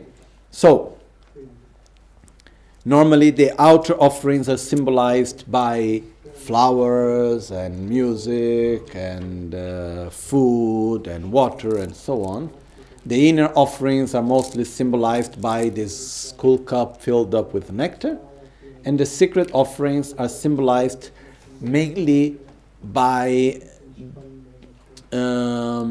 symbols that brings to the state of great bliss, which basically, normally the secret offerings are symbolized by the sexual union, which is not what we offer. Basically, this is just a way, as we said before, the whole practice is adapting to our reality. And from all the sorts of mundane pleasures, the sexual pleasure is said to be the greatest, the strongest, that brings to the strongest in state of bliss, which is still incredibly far away from what we call great bliss and emptiness. Okay? But that's what in our mundane, common way, it's the nearest that we can imagine. Okay? So it's symbolized in this way. So, and substances covering the whole ground beyond, spreading out beyond the range of thought. In essence, they are exalted wisdom, in the aspect of inner offerings and the various objects of offerings, whose function is to generate the extraordinary exalted wisdom of bliss and emptiness, as objects to be enjoyed by the six senses. So, as you can see, very clear, this is a description of what we should visualize. Okay? So basically we visualize this big ocean of offerings, on top of which we visualize Om Ahum. Then the Om Ahum dissolves into the offerings, transforms into nectar. Okay? And in essence, the offerings are of exalted wisdom, which means they are inseparable of the nature of the body, speech, and mind of all Buddhas. And they manifest into the aspect of each one of the offerings, with the function to give bliss to the senses, in order to generate this deep state of great bliss that realizes the ultimate nature of reality. Okay? If we do it really in one step further, we should, in this process, have the awareness of the lack of inherent existence, of the one that is making the offering, of the offering itself, and the one receiving the offering. Okay? But this is another step. So basically what we do here is that in this way we complete to prepare the offerings. As it says here, one proceeds easily if one recites the actual part in verses. Therefore, recite with an undistracted mind, meditate on the meaning and put it into practice. Then comes all the verses of making offerings. But in this moment what we have simply visualized is that we have placed offerings in the altar. Water bowls, candle, incense, flowers, and so on. So through Om Ahum we purify and transform that offerings. We have the visualizations that we have made, we purify and transform that offerings also. What to visualize, it depends on our own mentality and knowledge and experience. Which means like food. You make offering of food. The Tibetan will put their butter tea and momos, For us, depending on your own, what is your favorite food? That's what you should offer. You don't need to ask what the Buddha like. It doesn't make any difference for Guru Buddha at all. It basically means offering the best that you can offer. Okay? It's really imagining the best. We will offer what we have in the best. And the objective of the offerings is by entering in contact, by seeing, by listening, by touching, by tasting these offerings. They generate an inner state of great bliss. Why so much emphasis into generating bliss? Because great bliss is a non-conceptual state, very powerful state of mind, that by itself doesn't mean anything. Because bliss helps us to enter into a deeper state of consciousness. But if we enter into a deeper state of consciousness with attachment, what are we familiarizing ourselves in a deeper level? With attachment. So this is nothing so special about generating bliss with attachment. We are just making attachment more deep into us. For example, if we experience bliss with aversion, that's danger. This means you bring your mind with aversion to a deeper level of consciousness. But instead, if you generate bliss within a state of sincere Maitri love, or with the wisdom that realizes the lack of inherent existence, which this means that we can bring that state of consciousness to a deeper level of state of consciousness. Because the state of bliss has this ability to bring us to a deeper state of consciousness. That I repeat, the bliss alone by itself, it's nothing special. It becomes very powerful when it's actually united with a very powerful object of perception, such as the interdependence and the lack of inherent existence and the happiness of other sentient beings, which means generating love and so on. So we put emphasis again and again into generating bliss, because the Guru Puja is actually a practice of the Anuttara Yoga Tantra. Okay? That's why even the conditions, the preconditions to practice correctly the Guru Puja is to have a basic knowledge, understanding and experience of the common path, which means taking refuge, understanding samsara, generating bodhicitta, and having a basic understanding on the correct view of reality, and having received any empowerment on the Anuttara Yoga Tantra, such as Yamantaka, Guhya Samaja, Heruka, Vajrayogini, Tarachittamani, and so on. So, within the whole practice of Tantra, one of the most important things is how to generate bliss, how to generate the mind that realizes emptiness, and how to unite both of them.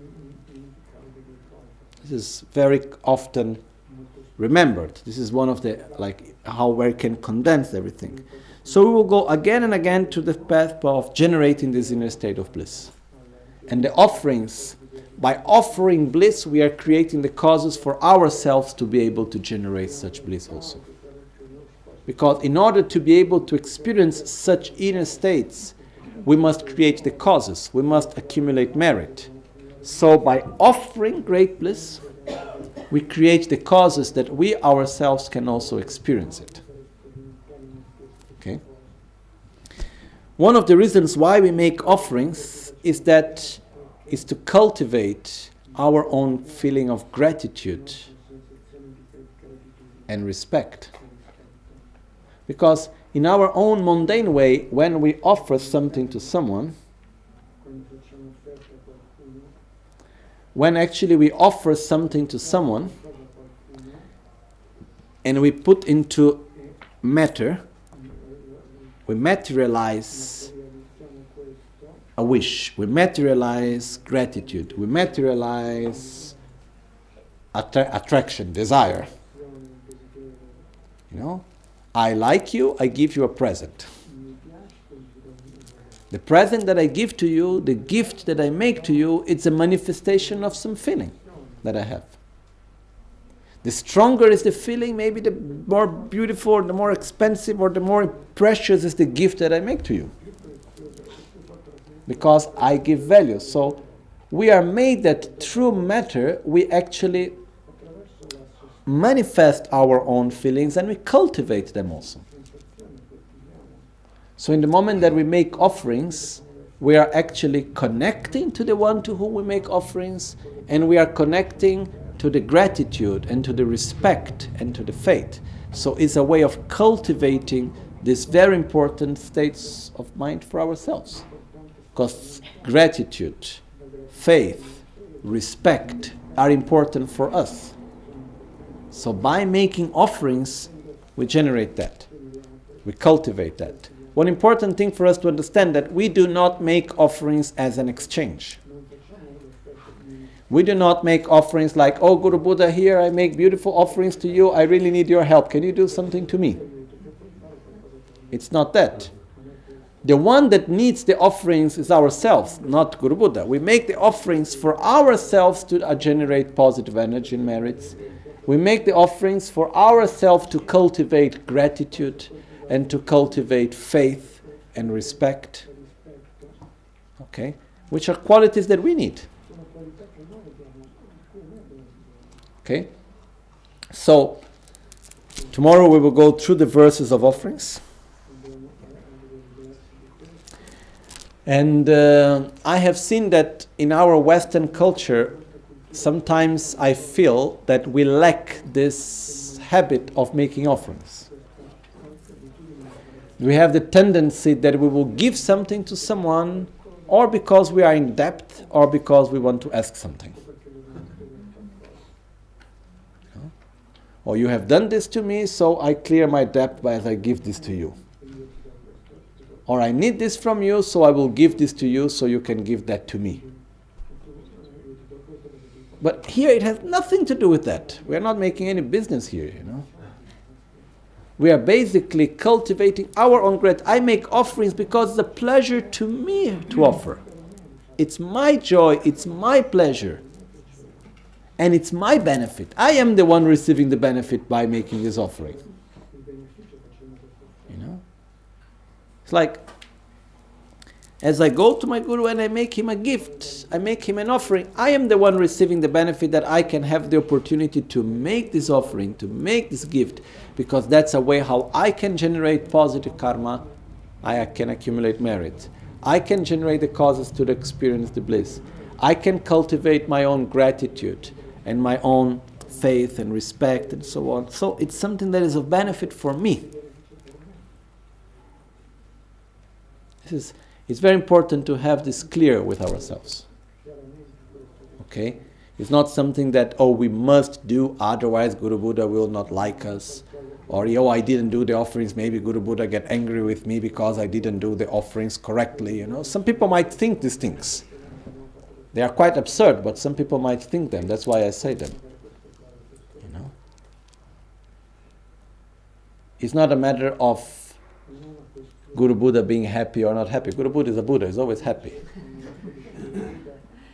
It's a matter of us cultivating our own connection, our own faith, our own love, our own gratitude, which is of benefit for ourselves. And the other thing is that we will never ever experience any higher state of consciousness without creating the causes for it. We can think about bodhicitta, and we can think about emptiness, and we can have the whole logical, conceptual understanding about everything. If we have not created the causes, in other words, accumulated the merits, accumulated the positive karma to experience such states of consciousness, it will never happen. It will remain just intellectual. So that's why in the process, for example, in the big monasteries, the whole path, there is study and then there is accumulation of merit and purification. In the part of accumulation of merit, it's said that one of the greatest way of accumulating merit is making offerings to Guru Buddha. So we offer everything in the best without any attachment. And this will give us the basis for us to generate our own inner qualities and to fulfill the path to enlightenment also. Okay? So we are the ones receiving the greatest benefit here. This is something that is just important to make it clear for us why we make offerings. Okay? So we make now our final dedications, and then tomorrow we will continue with the actual verses of offerings. Jetson lame kotse rapten chi nam karatin le chochur gepada losan tempe drume sasumgi drove munse tatu ne gyurch Sashi peke chushi medo tran rirav lingshe nide gembat Sangye shinto mikte ulwargi drogo namda shinla cheparash Yedam guru ratna mandrala kam niryataya Kewa kundu yanda lama dan drame cheki pela longchech Sadan lamge yunten rabzon Dorje change kopa nyurtosh Nimo dele tsendele Nime kuyan deleksh Kuncho sumke jingelo Kuncho sumke modrum Kuncho sumke trashisho. At dawn or dusk, at night or midday, may the three jewels grant us their blessings. May they help us to achieve all realizations and sprinkle the path of our lives with various signs of auspiciousness. All'alba o al tramonto, di notte o durante il giorno, possano i tre gioielli concederci le loro benedizioni, possano aiutarci ad ottenere tutte le realizzazioni e cospargere il sentiero della nostra vita con molti segni